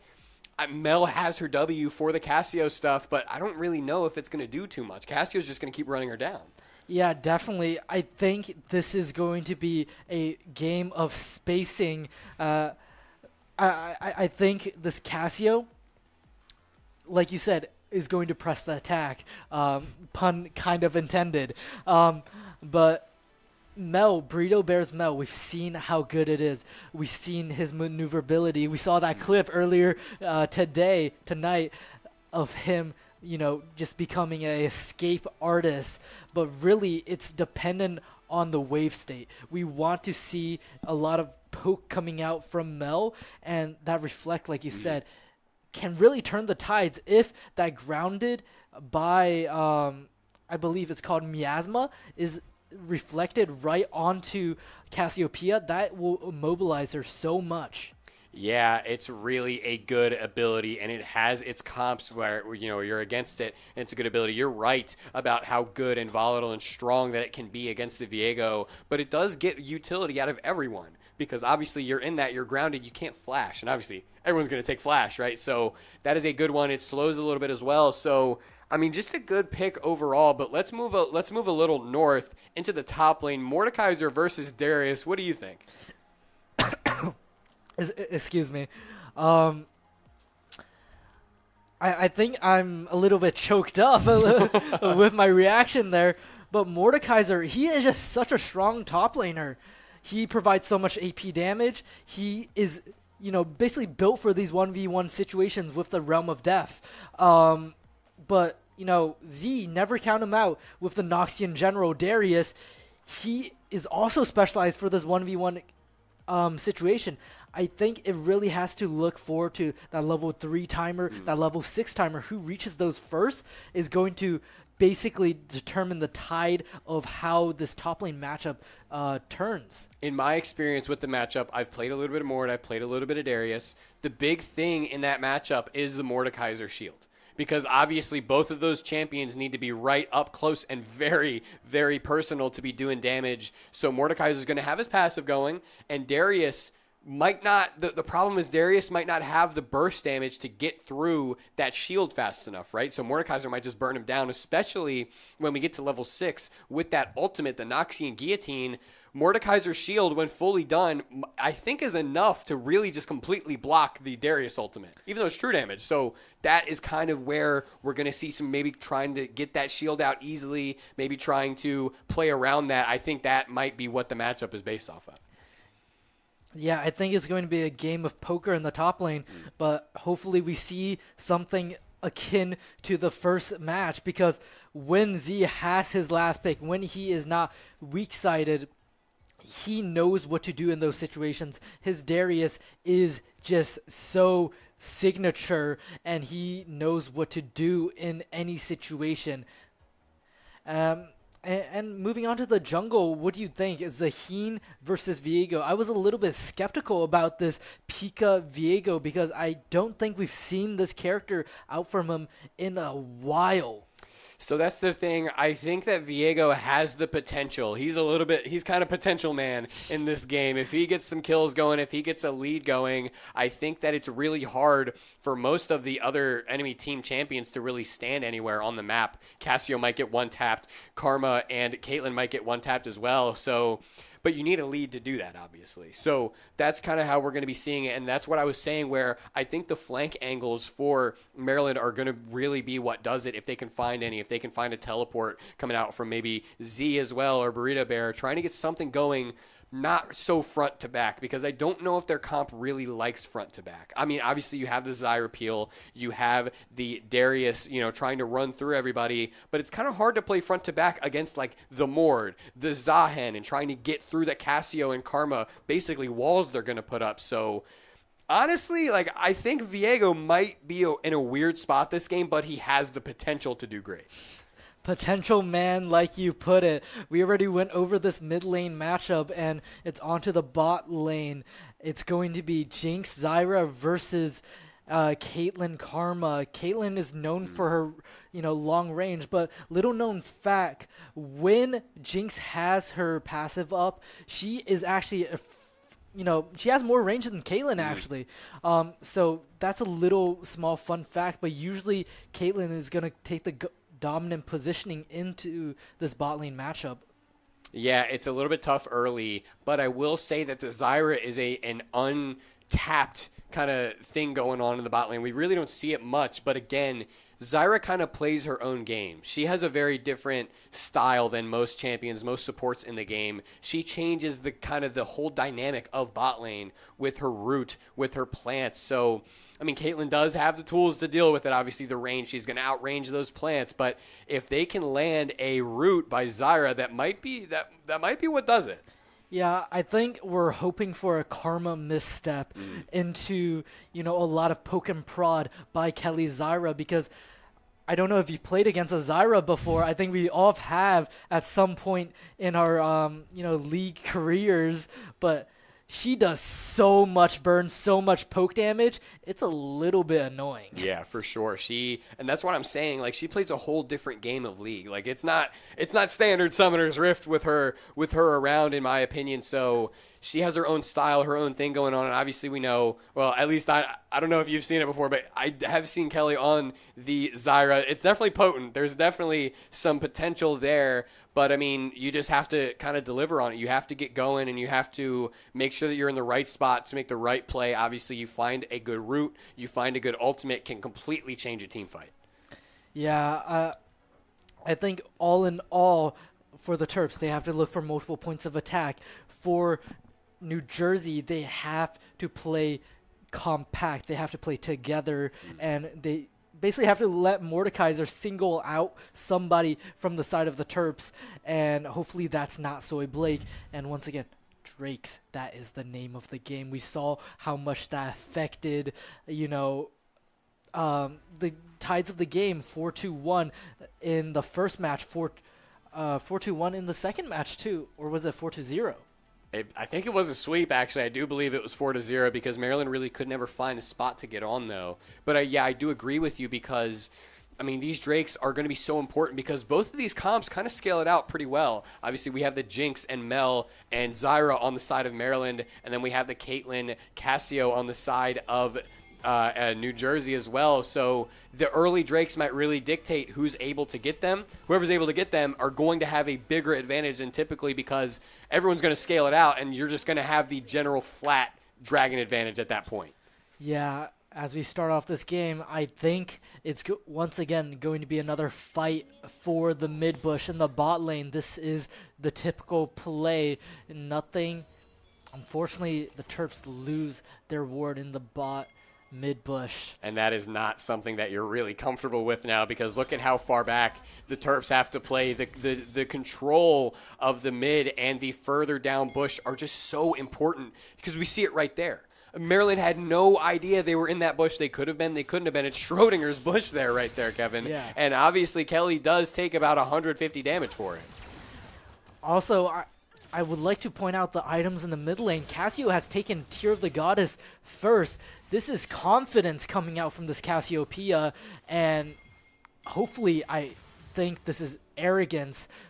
Hopefully Burrito Bear with that first strike can take advantage of this matchup. And it's really interesting as well. Look at Z taking this advantage in the top lane. Obviously, we were saying that the fights might be even later on, but right now I do believe Darius is the much stronger opponent. But yeah, I mean, that's the thing in this mid lane, right?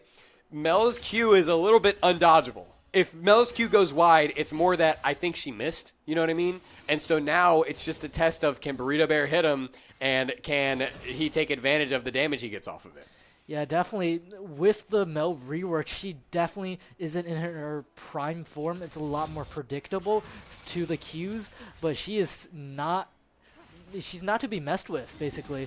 I think we still have to pay attention to the jungle pathings. We see the ward on Raptors catching out as a hen as Cassio is going strong into Burrito Bear. Burrito Bear, low HP, bursting, no mana for Cassiopeia. Flash comes out from both members. First blood for Burrito Bear. That is what we love to see. First blood to the side of the Maryland Terps, and you saw it right there. That's what we were kind of talking about. Cassio has that potential to run Burrito Bear down, but she ran out of mana. That was the key in the middle of all that. She ran out of mana, had nothing else to really offer in that fight. Burrito Bear recognized that. Good play recognition there from Burrito Bear. He recognizes it. He stays hot on the trail. He trades the flashes, hits that E, and that is a stellar start to the game for Maryland. Yeah, and right now in the bot lane, the Terps just have to the Terps just have to neutralize, basically maintain themselves in the bot lane. They gotta keep composure. Yes, they may be bleeding a lot of CS, but they just have to, you know, tough it out. And Z is going to try to get something going in this fight, but he knows it's a bad angle, especially because the Mordekaiser Ignite comes out, so he does kind of get it out almost for free. He's able to run away, maybe take a recall, maybe run up with the wave right now because he does have the Ignite advantage. He is still Darius at the end of the day, still a very, very like strong lane opponent. Maybe a little scary for Mord if he tries to stay. Yeah, definitely. Z is on the back foot a little, but with Darius here, he is never not confident. So we should pay attention to the bot lane right here. Poke coming out from Soy, Blake, and Kelly. They seem to be getting more attuned to this bot lane matchup as their levels match up.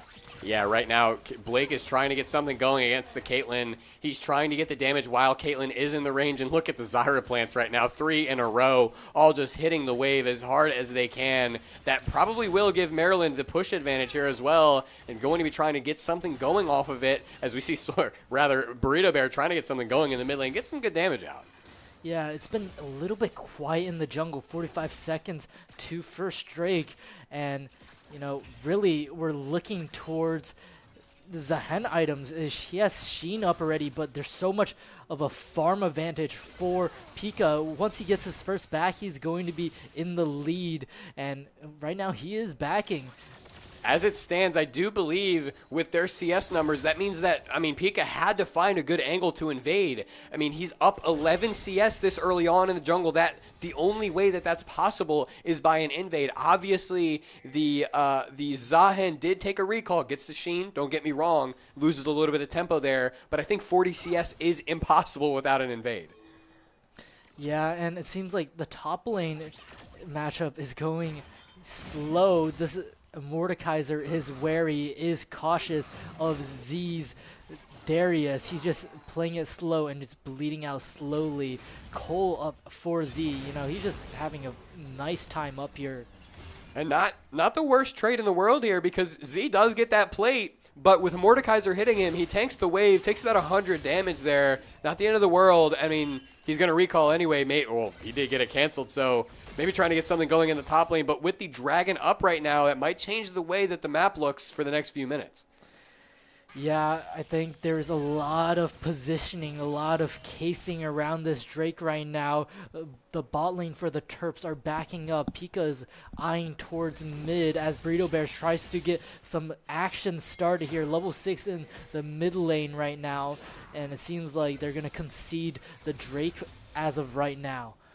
Yeah, nothing really doing over there in the pit. As you said, Pika going topside, maybe going to concede the Drake. Maybe he's looking into that top lane or maybe for an invade. But right now, Burrito Bear is in the middle of a fight with Cassiopeia, having to run away right now. Look at the damage coming out from Cassio. That's a lot, especially for only having an Amp Tome, or rather a Fiendish Codex in the build. That's a lot more than I would have anticipated. Yeah, definitely. And, you know, this is just such an unusual start. Maybe I'm not tapped in with the Cassiopeia builds, but usually you would not see any other laners start with tier because it's just such a big disadvantage. So that's the thing, though. I do think that it is core for Cassio because she's just going to try to stay as safe as possible, get that Archangels, and she stacks tier so fast, right? Every time she E's, as long as it's off cooldown, she's going to get that stack. So going to be getting an Archangel staff, and I believe it's called Seraph's Embrace to get that lifeline shield out early. Look at the damage coming out from Z, though,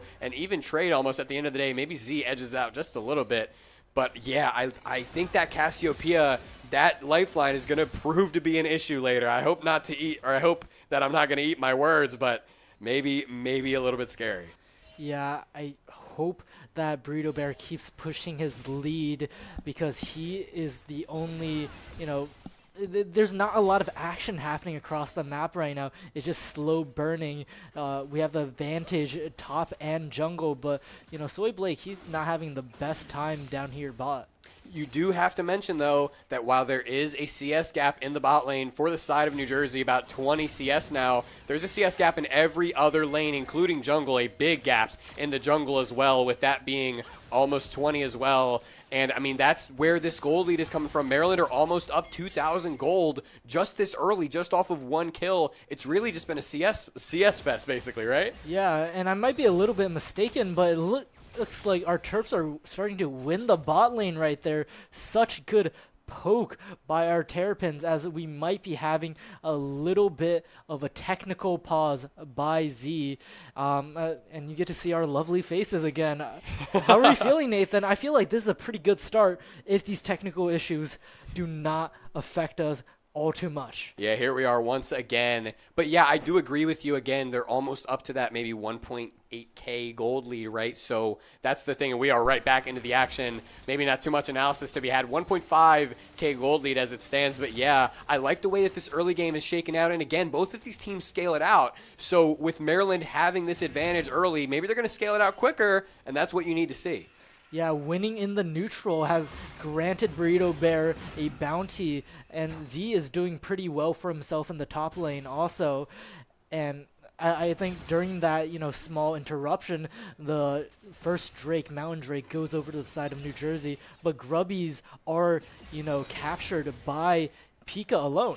Yeah, that's the thing, though. Viego is a pretty good objective taker. And, I mean, he takes those grubs pretty quick. They are obviously down the first Drake. Maybe not the best thing in the world. They do get the grubs first, though. And Z is in a weird spot. Going to be getting a trade going on to Mordekaiser. Look at that damage, though. As Z is in a bad spot, he takes the Ignite. He steps one step too far. He goes down to the Mordekaiser, and that's how volatile this lane can be, Kevin. I was trying to say it, but that is the best way to see it, is to have it happen right in front of our faces. An unfortunate death for Z.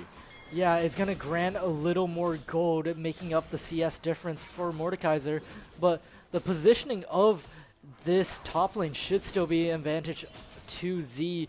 He just needs to learn from the small mistake and, readjust. And that's the thing. Burrito Bear maybe trying to get something going, but Karma is here. It's looking weird. Viego is here, though. Pika is on the flank. Like I was saying, the Flash W comes out. Is it enough damage? It will be, with the ultimate coming out from Burrito Bear. And maybe, just maybe, stepping a little too far now. Having to, maybe, wow, they're chasing down the Zahen, especially as the Cassiopeia. He is on the backstep, and Pika is trying to get some more going. Karma not going to be able to have enough of a really fighting chance there as well. She is in a bad spot, and that is a good play in the mid lane, getting both of Cassiopeia's summoner spells out. And I mean, that's what you have to see if you want to try and scale it out quicker. Yeah, this is just such a lovely turnaround, as Zahen has to burn Flash there. The two running mates up there synced up in that jungle play, and this is what you love to see. When Pika is winning, most of the team should be winning. He has a 40 CS lead in the jungle, and that is just such a dominant position to be in, and you gotta be comfortable to know that your hands is now in a carry jungler's hands, because last game Xin Zhao might have had 7-1 kills to death, but right now Viego, he can do damage unlike Xin Zhao. And there's still gold on the rest of the map, obviously. Burrito Bear did get that kill early. Darius has the CS lead. Bot lane is still not in the side of Maryland, but that's the thing. All of this gold on the team is not just on Viego, which is, I think, the most important part, maybe the most important takeaway from last game is we have to get it going for other people first. It's like, I mean, you throw good passes in basketball, you throw good throws for the quarterback, get everyone involved, and that is what Maryland is doing thus far. Yeah, it's definitely a lot to look forward to, as we're 10 seconds away from the Inferno Drake. Some action happening. It seems like both junglers are trying to gank through the lanes right now. It seems like they're both looking and eyeing towards the same plays. Yeah, lane ganks are definitely real scary. Pika trying to get something going, but now they know he's here. But it looks like Zahen is staying strong in that bush. Was trying to still just be there for his bot lane in case something popped off. But yeah, I mean, nothing going to be doing down there. But with this dragon up, there's going to be something doing here. Maryland have the start. They have the positional advantage. Cassio is in a weird spot. She has to almost walk all the way around. The ace in the hole gets canceled as well. And right now, Pika is trying to stay strong on this dragon. he does end up getting the dragon. It looks like that might be the end of the fight as Maryland is content to get that dragon and walk away. Z in a weird spot though, as he is fighting.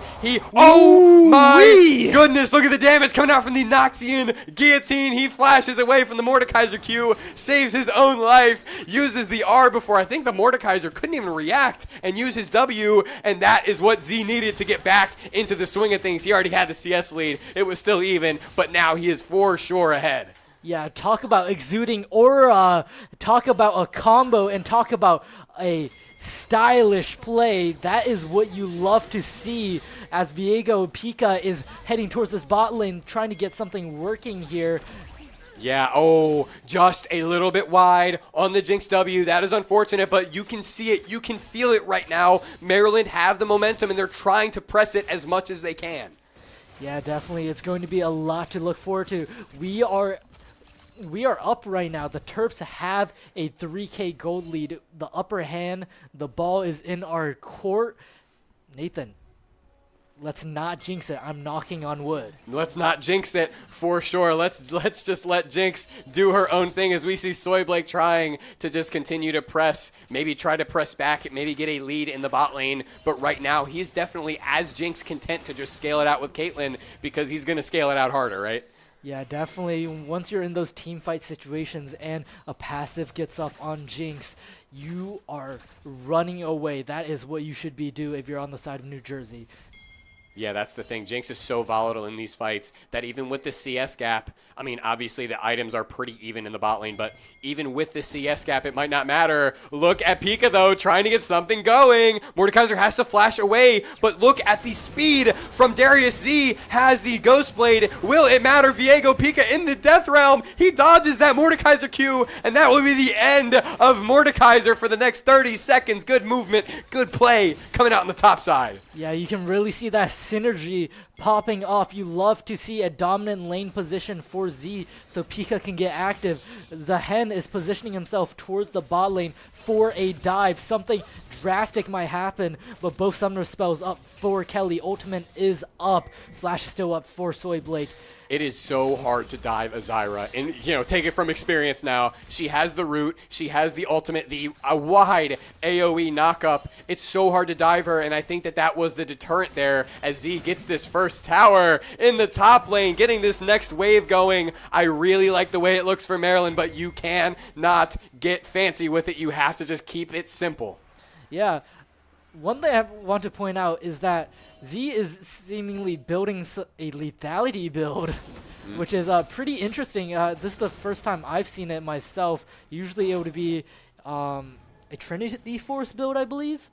I will say I do think that it's the meta for Darius right now. I played a game of solo queue earlier, and my friend did enter the game away to a Darius top building lethality. So, I mean, in my experience, I really don't like it. Obviously, I just lost 22 LP to it. But, I mean, this is the top, a much higher tier than me, and we're still seeing Z come through using that build. And, I mean, obviously it's working. He has the advantage in the top lane, 30 CS. He's up an assist, obviously, and up the tower. So there's definitely some viability to it. Yeah, I love to see this macro movement coming out.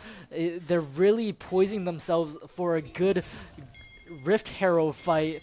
Hopefully we pan to that soon. It's great positioning as Mordekaiser hops in Realm of Death onto Burrito Bear, cancelled, and Zahen just gonna take it for free right now. TP coming out by Z, and they're just gonna go in strong.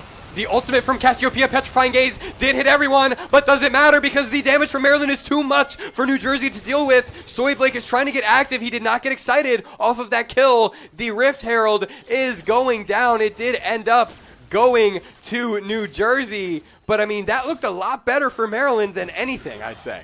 Yeah, definitely.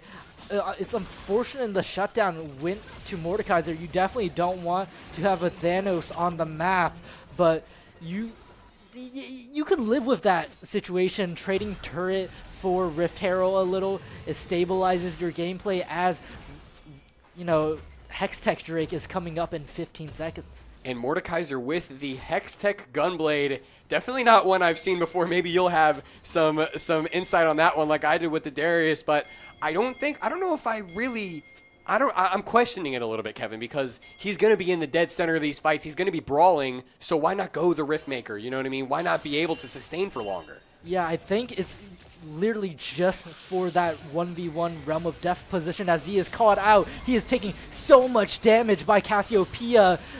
It's going to be a hard fight with Z half HP already. He needs to get some Omnivamp on some jungle camps. Yeah, and the problem too is that he did use his teleport in that last fight, Kevin, so he can't reset, he can't recall and just come right back. He does get that Q on the Gromp. He's about half health now, and it looks like they're posturing for a fight. The dragon is halfway dead. Mordekaiser uses the ultimate onto Pika. Unfortunately, that will secure the dragon. Mordekaiser still on Pika in the Death Realm. Pika goes down, but that is a good pull from Z to try and get one back. They go 1 for 1, but they lose the dragon. That's not, you can't really deal with that. That is a great play for Mordekaiser using his ultimate to guarantee the Drake. Yeah, it's not looking all too bad gold-wise, but you do not want to see these objectives leaking and, you know, falling out of your grasp right in front of you. It's really smart by the Mordekaiser. This Hextech Gunblade, like I was saying, is built for these 1v1 situations. And, you know, Z is just getting... He has to pop his... What's that? His Ghost Blade. His Ghost Blade. Yeah, in a weird spot right there, and he knows that Cassio does have the ultimate, so why even risk it? You know what I mean? He's already ahead. He doesn't need the kill, really, and I mean, you just don't risk it. You play safe, you run away, and try and just live and preserve the lead, right? Yeah, definitely. I would love to see, you know, a QSS, you know, any kind of like crowd control shielding onto Pika, hopefully, just to prevent him from getting perma-targeted by the Realm of Death. I do have some unfortunate news for you, Kevin, as there is no way to get out of Mordekaiser Death Realm anymore. They patched that out a little bit ago. So, I mean, it was a buff to Mordekaiser, maybe a little bit needed at the time, but yeah, there is no way to get out. So anytime there's a dragon and objective, they have to try and get that Mordekaiser ultimate out early. And look at the flash. Look at the Ghost Blade coming out from Z. He's going to be trying to get it going. He does not dodge the Petrifying Gaze by turning around. The Noxian Guillotine is too late. He goes down under tower. I like the bloodlust. I like the attempt, but it's just not there. Yeah, maybe a little bit too eager, a little overzealous there, but there's no objectives on the map besides Baron coming up at 15. Soy Blake is trying to poison himself as he gets caught in the Realm of Death, and it's going to be an unfortunate shutdown going to Mordekaiser. He is getting so strong as Kelly has to burn Flash. And that's unfortunate because Kelly was just trying to be there for her lane partner, but it wasn't enough, obviously. Just too little too late. Blake is almost always going to die in that Death Realm, and then Kelly found herself in a really bad spot, having to burn the Flash. It's not what you want to see. Yeah, definitely. And hopefully Pika doesn't get caught out in his own jungle there. I think the Terps, they need to stabilize. They need to calm down because their 6K, 5K gold lead has diminished down to a mere, I think at this point, 2K gold lead. It might as well be 1K. It's really not what you want to see, especially as New Jersey rather has been continuing to dwindle. That gap between the gold has been continuing to dwindle. It's really, really not good. Maryland did have that lead, like you were saying, but yeah, they've gotten too careless. They've gotten carried away even with some of these fights, and they've allowed New Jersey to get back into the game. Yeah, definitely. I think there needs to be strong positioning onto this Baron as Rift Herald is popped for the mid lane by New Jersey. They're going to look for maybe just a better advantage onto this mid wave. Hopefully the Terps can maybe stop this Rift Herald before a charge up. You never know. I do think they will be, especially because they hit the eye, and that does disrupt whatever the Rift Herald was doing previously. They do not let it get a charge on that tower. The Terps mid lane tier 1 does get to live to see another few minutes most likely, but right now it's getting a little bit antsy in this top river, this top jungle. What will happen? It is, I mean, there's some serious posturing going on. Yeah, definitely. The Rift Herald there was basically to move all the Terps to protect their first mid tower and then give positioning to New Jersey to, you know, line themselves up into the river, giving a better advantageous position for maybe a potential Baron fight engage. But it's going to be 45 seconds to the next Hextech Drake. Yeah, this is going to be a big one, right? Because New Jersey, if they get it, they go up 3 drags to 1. Maryland need to take it to stabilize. Burrito Bear misses the E. Will that prove to be an issue? Burrito Bear's 1 health. He goes down by the Zahen's damage. Zahen's in the middle of everything, though. He flashes. Oh, my God, look at the damage coming out from Caitlyn as well. Zahen just gets that passive away. And now Mordekaiser's here to reap the benefits. He gets that kill using the Hextech Gunblade, and now he's in the middle of everyone. He is in a very favorite spot of his, though, as he is so strong. Pika is going to be going down as well, and that is an ugly fight coming out from Maryland. New Jersey take the gold lead. Yeah, that's just such a unfortunate fight. You know, they had the play, they had the angle on the engage, but it is a Zahen. Once his passive is stacked up, it doesn't matter what you're doing to him. I think they have to look for a different angle. Mordekaiser and Zahen are basically a no-go. They have to look for the squishies. Yeah, Caitlyn and Cassiopeia have to be #1 priority every time, and I don't think that it's that much of a problem there because they tried to catch out the Zahen, but Burrito Bear's E went wide, and honestly, that proved to be the problem, right? He got to live, Zahen got to live, and he gets his passive, and then everything goes wrong after that. I like the play. They're trying to catch him out, but you have to hit your abilities. You have to land them when they matter. Yeah, it's going to be a rough road back, as for the first time in the game, the Terps have lost the gold lead. Even if it's just by 500, this is detrimental. So many bounties up on the side of New Jersey, and it's going to be a barren fight that has to turn the tides of this game. And one thing, though, is that Darius Z does have the teleport, and Cassio just used her own, so if something pops off very soon, we're going to be seeing Z be able to TP into the action before Cassio's able to get there.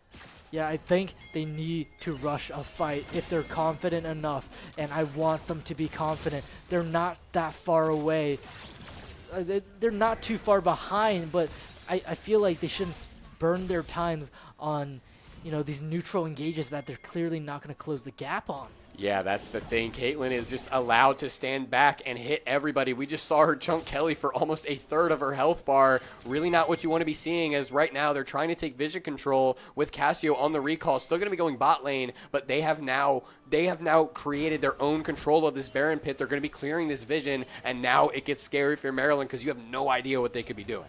Yeah, definitely. There's only one ward to Kelly's name, and it's looking bleak with 2 blue wards from Blake and Z, but he's all the way down here in bot.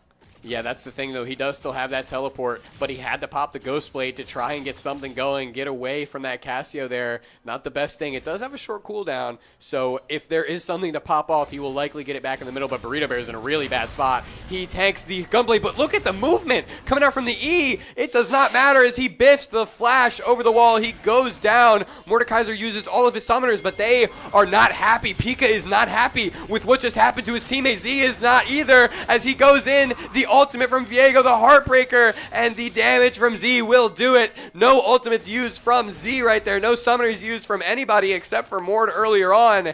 And that is a good kill, especially to get top lane pressure. Maybe try and push it into the mid lane. Maybe get a little bit of vision, something going on that Baron pit. Yeah, that was a nice cash, but it's going to be hard to, rush a Baron fight. I thought that was what they were going to position themselves for, but it seems they're looking for the neutral onto Drake. It's been a vision battle, and like I was going to say before that fight on Mordekaiser happened, Kelly needs to constantly back and refresh her support wards. She needs to keep getting vision for her team, and everybody just needs to keep having control wards up, because that is the name of the game right now. Yeah, we saw that game 1 diff was really the vision, right? I mean, the Maryland Terrapins had vision everywhere. They had eyes in the back of their head even, and right now Viego's there trying to get some vision control as well, clearing out the wards. I like that. It's really back and forth with vision on this Baron pit right now because no team can really safely commit to taking it. Yeah, it seems like the Terps are trying to stall out for a more scaling type of game. I don't know how much I like this, because Hextech Drake is up in 1 minute, and it seems like New Jersey are perfectly comfortable walking onto this Drake. Yeah, it's looking pretty scary right now. Yeah, the Baron, rather. I didn't even catch that right there, Kevin. But yeah, Pika is trying to maybe scare them off right now. Zahen there using the sweeper, trying to find out where Pika is. It won't matter though, he won't see him. But yeah, it's getting really, really antsy on both sides of the map right now because like you said, that dragon is up in less than a minute. Z using the Ghost Blade, maybe trying to scare him off, trying to get something going, but it's really, really coming down to it right now because whoever gets this next objective is going to be feeling really, really good about the rest of the game. Yeah, this X Drake, it is so for New Jersey. It is make or break, and it might be a heartbreaker. And I honestly don't know what could happen. Anything could happen right now, Nathan, and they need to be cautious of this mid bush. Yeah, it's really, really scary. You can see New Jersey are about 3 deep in that bush. Going to be 4 and 5 right now. Maryland have no idea either because they don't have the vision. Again, the game is coming down to vision. There's 3 in here. What is going to happen right now? Cassio revealed her deck too quickly. The hand has been revealed too fast, and they know right now. They're still trying to get vision. They're still trying to be safe, but Maryland have to walk down to this dragon now. New Jersey have the positioning advantage. What will Z be able to do? Right now, look at the hook. He hooks in Mordekaiser, and they get the kill. Look at the damage. Cassio has to go down quick if they want to get anything done. Look at Pika, though, in the middle of everybody. I don't even know if he got the dragon. Grim Deliverance right, solo ulting, but look at Z. He is the center of attention right now. Blake gets excited, gets another kill, and that is a winning fight for Maryland. This Zahen passive will go down, and I think he's going to go down at the end of everything. Yeah, New Jersey did end up getting that soul, but that is a team wipe for Maryland, and they're going to be sprinting straight to the Baron Nashor.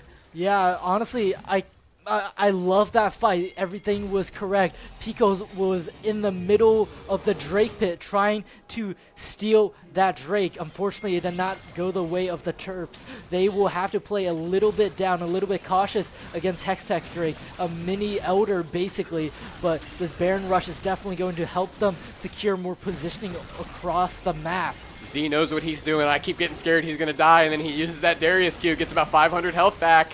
But look, he's tanking, so everyone else can do the damage. I like this play. Everyone needs to get out quickly, though, as it is a little bit scary. Cassio could have ran up, maybe got something going, but that is a 1 Baron to Maryland. They lose the stole, they get the Baron, and now they are 2,000 gold up, feeling not the worst in the world. Yeah, somebody needs to go bot lane. They have to take that first turret, create more, macro pressure across all of the maps. They have to keep lanes pushed, especially with this Baron buff. And honestly, it is a timer to Baron. 4 minutes, 20 seconds. It is April 20th. There is so much tension across the Summoner's Rift. Yeah, right now, Elder is probably going to be the name of the game, the name of the end of the game, rather, because the team that gets that. But right now, look at the Petrifying Gaze. It does go wide, but Cassio and Mord are fast enough to get out, but that's a big ultimate to get out. It has a short enough cooldown, but that is off of the map for the next minute. Maybe Maryland will try to get something out of it. Yeah, New Jersey, they're just strongholded up in this mid lane, protecting their mid tier 2. Really, I think somebody should be going bot, but it seems like the Terps are poising for a team fight, looking for a siege positioning. Yeah, maybe just trying to bait a little bit Pika right there, and the ace in the hole does come out as well. I don't even know if it landed. If it fully went through, it did. Definitely Burrito Bear is missing some health, but yeah, I mean, they're trying to 4-1 right now, but with Z walking through the blue side, maybe they're going to try to force something under this next turret. It's looking, again, it is looking more and more antsy by the minute.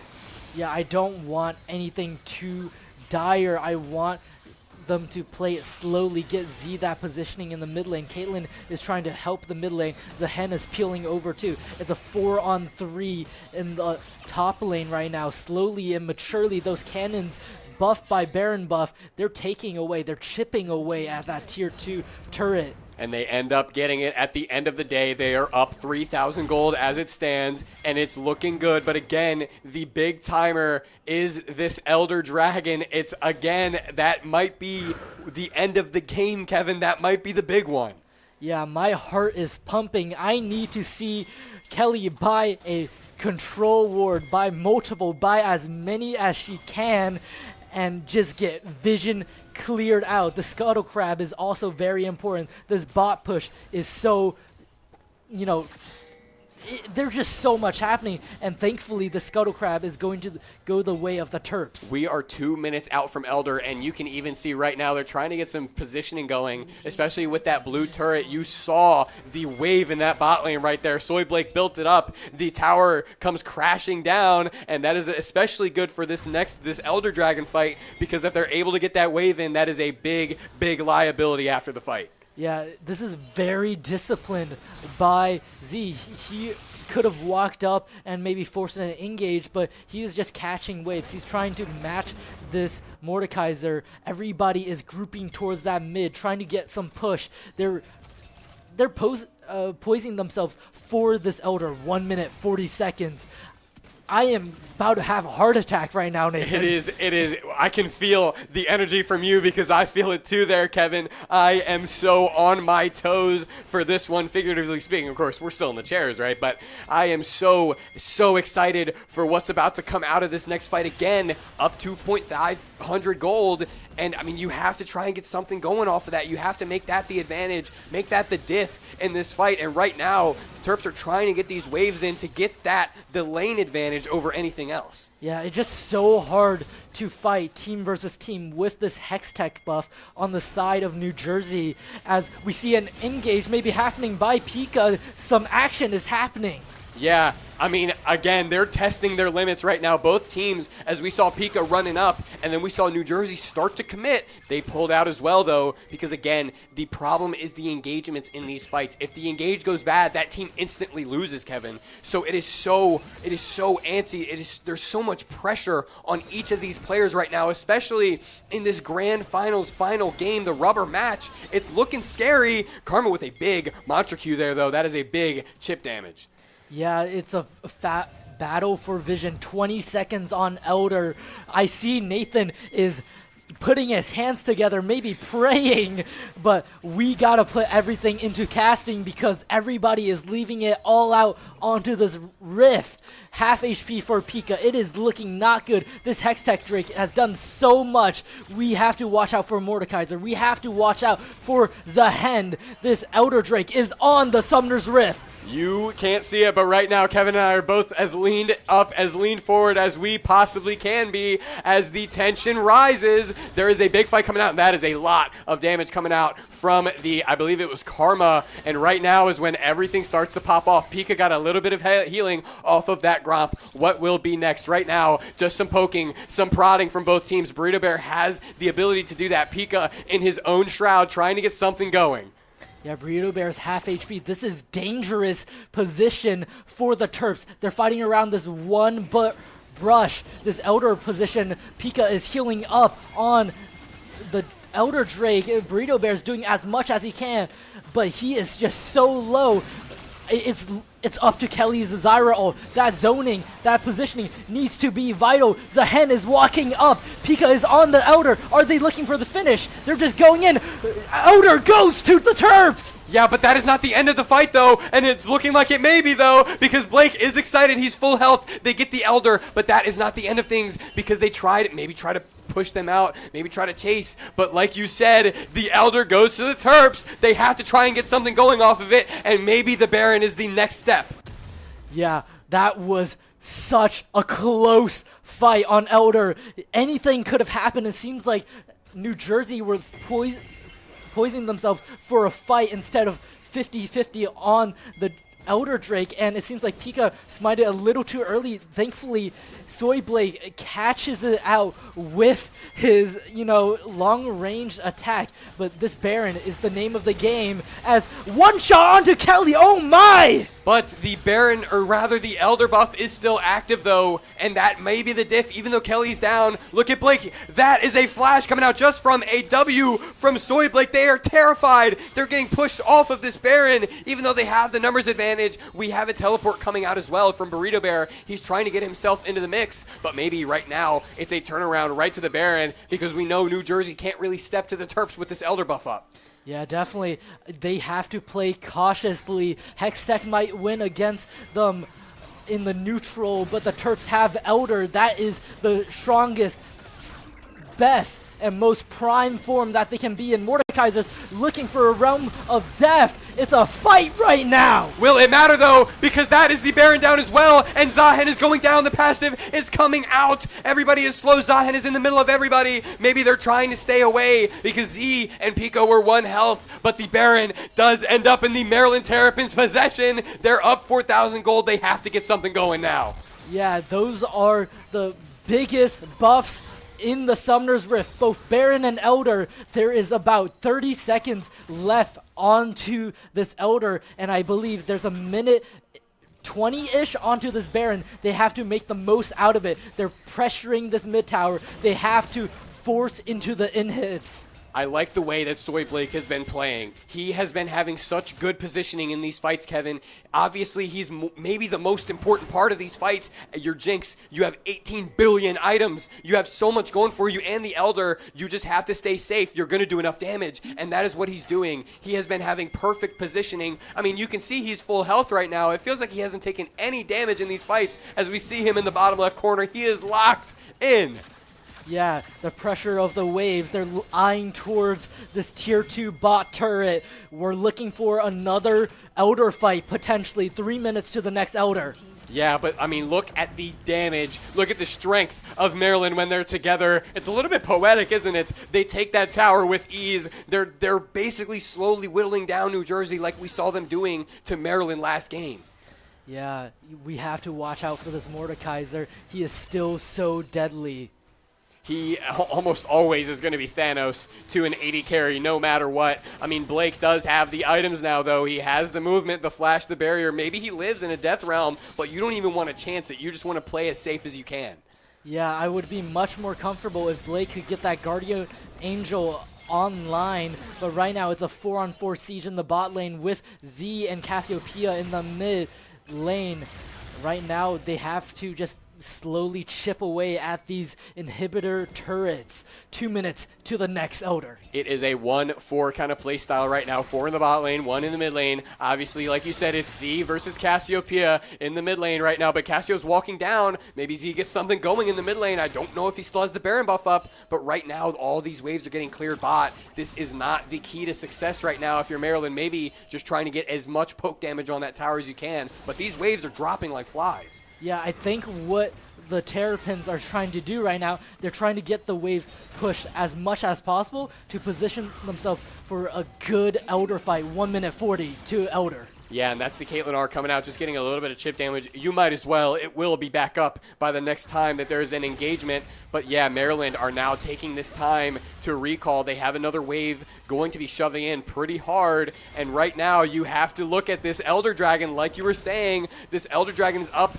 another one in 1:20, and it's going to be another big fight. Guardian Angel for both sides right now. 1 minute to the Elder, and we're just so hyped right now.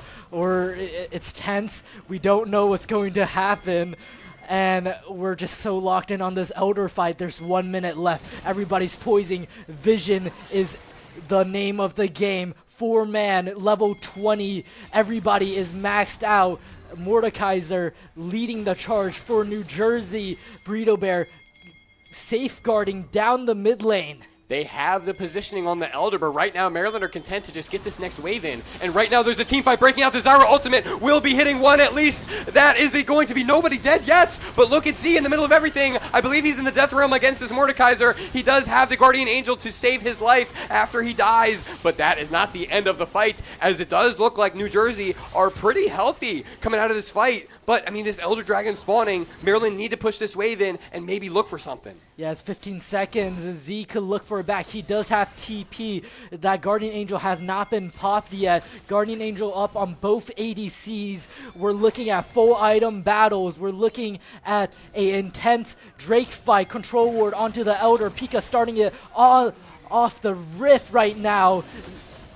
and I like the way that Maryland are positioned right now. They obviously have the advantage. Burrito Bear is poking and prodding away at the New Jersey health bars, and right now it looks like it's about to pop off as everybody is walking in. Burrito Bear uses his W, does not catch anything, but that is the big roots coming out. Look at the chip damage right now. Zahen flashes in, he does not get the Elder, and that might spell the end of the season for New Jersey as they are on the back heel. The Elder Dragon does take the lives of 2. Zahen, I believe that is, with the Guardian Angel, or rather Caitlyn, but that will not matter as Z's Guardian Angel goes down as well as Soy Blake's, and right now it's the end angle. It is looking dire for New Jersey. Yeah, Burrito Bear catches the bot turret. They are forcing their position. They're pressing the attack. Hook onto Mordekaiser. He pops his locket, but he's still going to go down. And that is the Play versus Ranked Championship going to the Maryland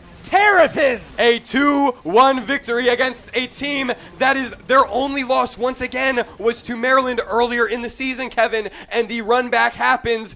Maryland are ready. They're geared up. They're completely in the zone for it, and that is a 2-1 victory. They have won the Play versus Ranked Grand Finals. What a series. You were saying New Jersey were trying to get their get back, and our Terrapins stopped it at the its track. The rubber match is absolute cinema, Nathan.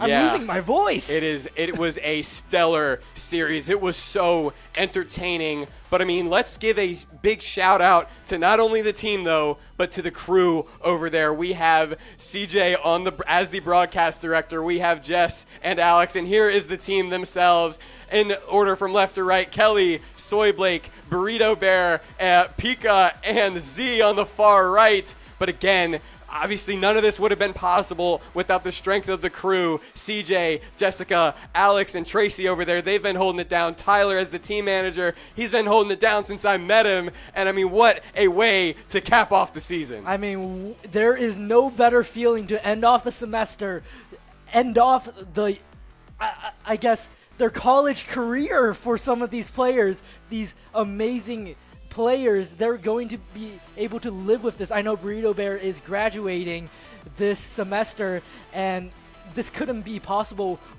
without, our sponsors, the Philip Merrill College of Journalism, for hosting us in Studio C at UMD at Knights Hall. We also have Recwell, the Recreation and Wellness Center, and also the Playwire for providing the equipment, and also, once again, for all the broadcasting innovations, the broadcasting magic. We have Jessica standing up there, Alex in the back, and CJ, the broadcasting director, doing the best he has this season. Yeah, it has been a stellar series, and I would have not rather casted it with anybody but my man Kevin.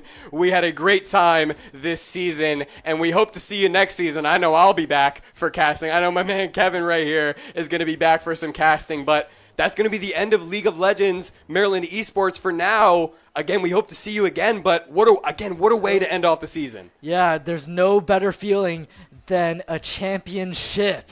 I mean, what else is there to say but thank you for tuning in. Thank the broadcasting crew. Thank the team for coming in, doing their thing. Thank the Premier team as well for coming in for support. And without further ado, I think it might be time to sign off one last time. Yeah, I'm Kevin or Wanna Watch, and I'm signing off now. I am Nathan. I am not going to say my IGN, but again, thank you for being here. We hope that you have a wonderful end of your semester, and we hope to see you again next semester. But without further ado, we hope you have a good one, and good night.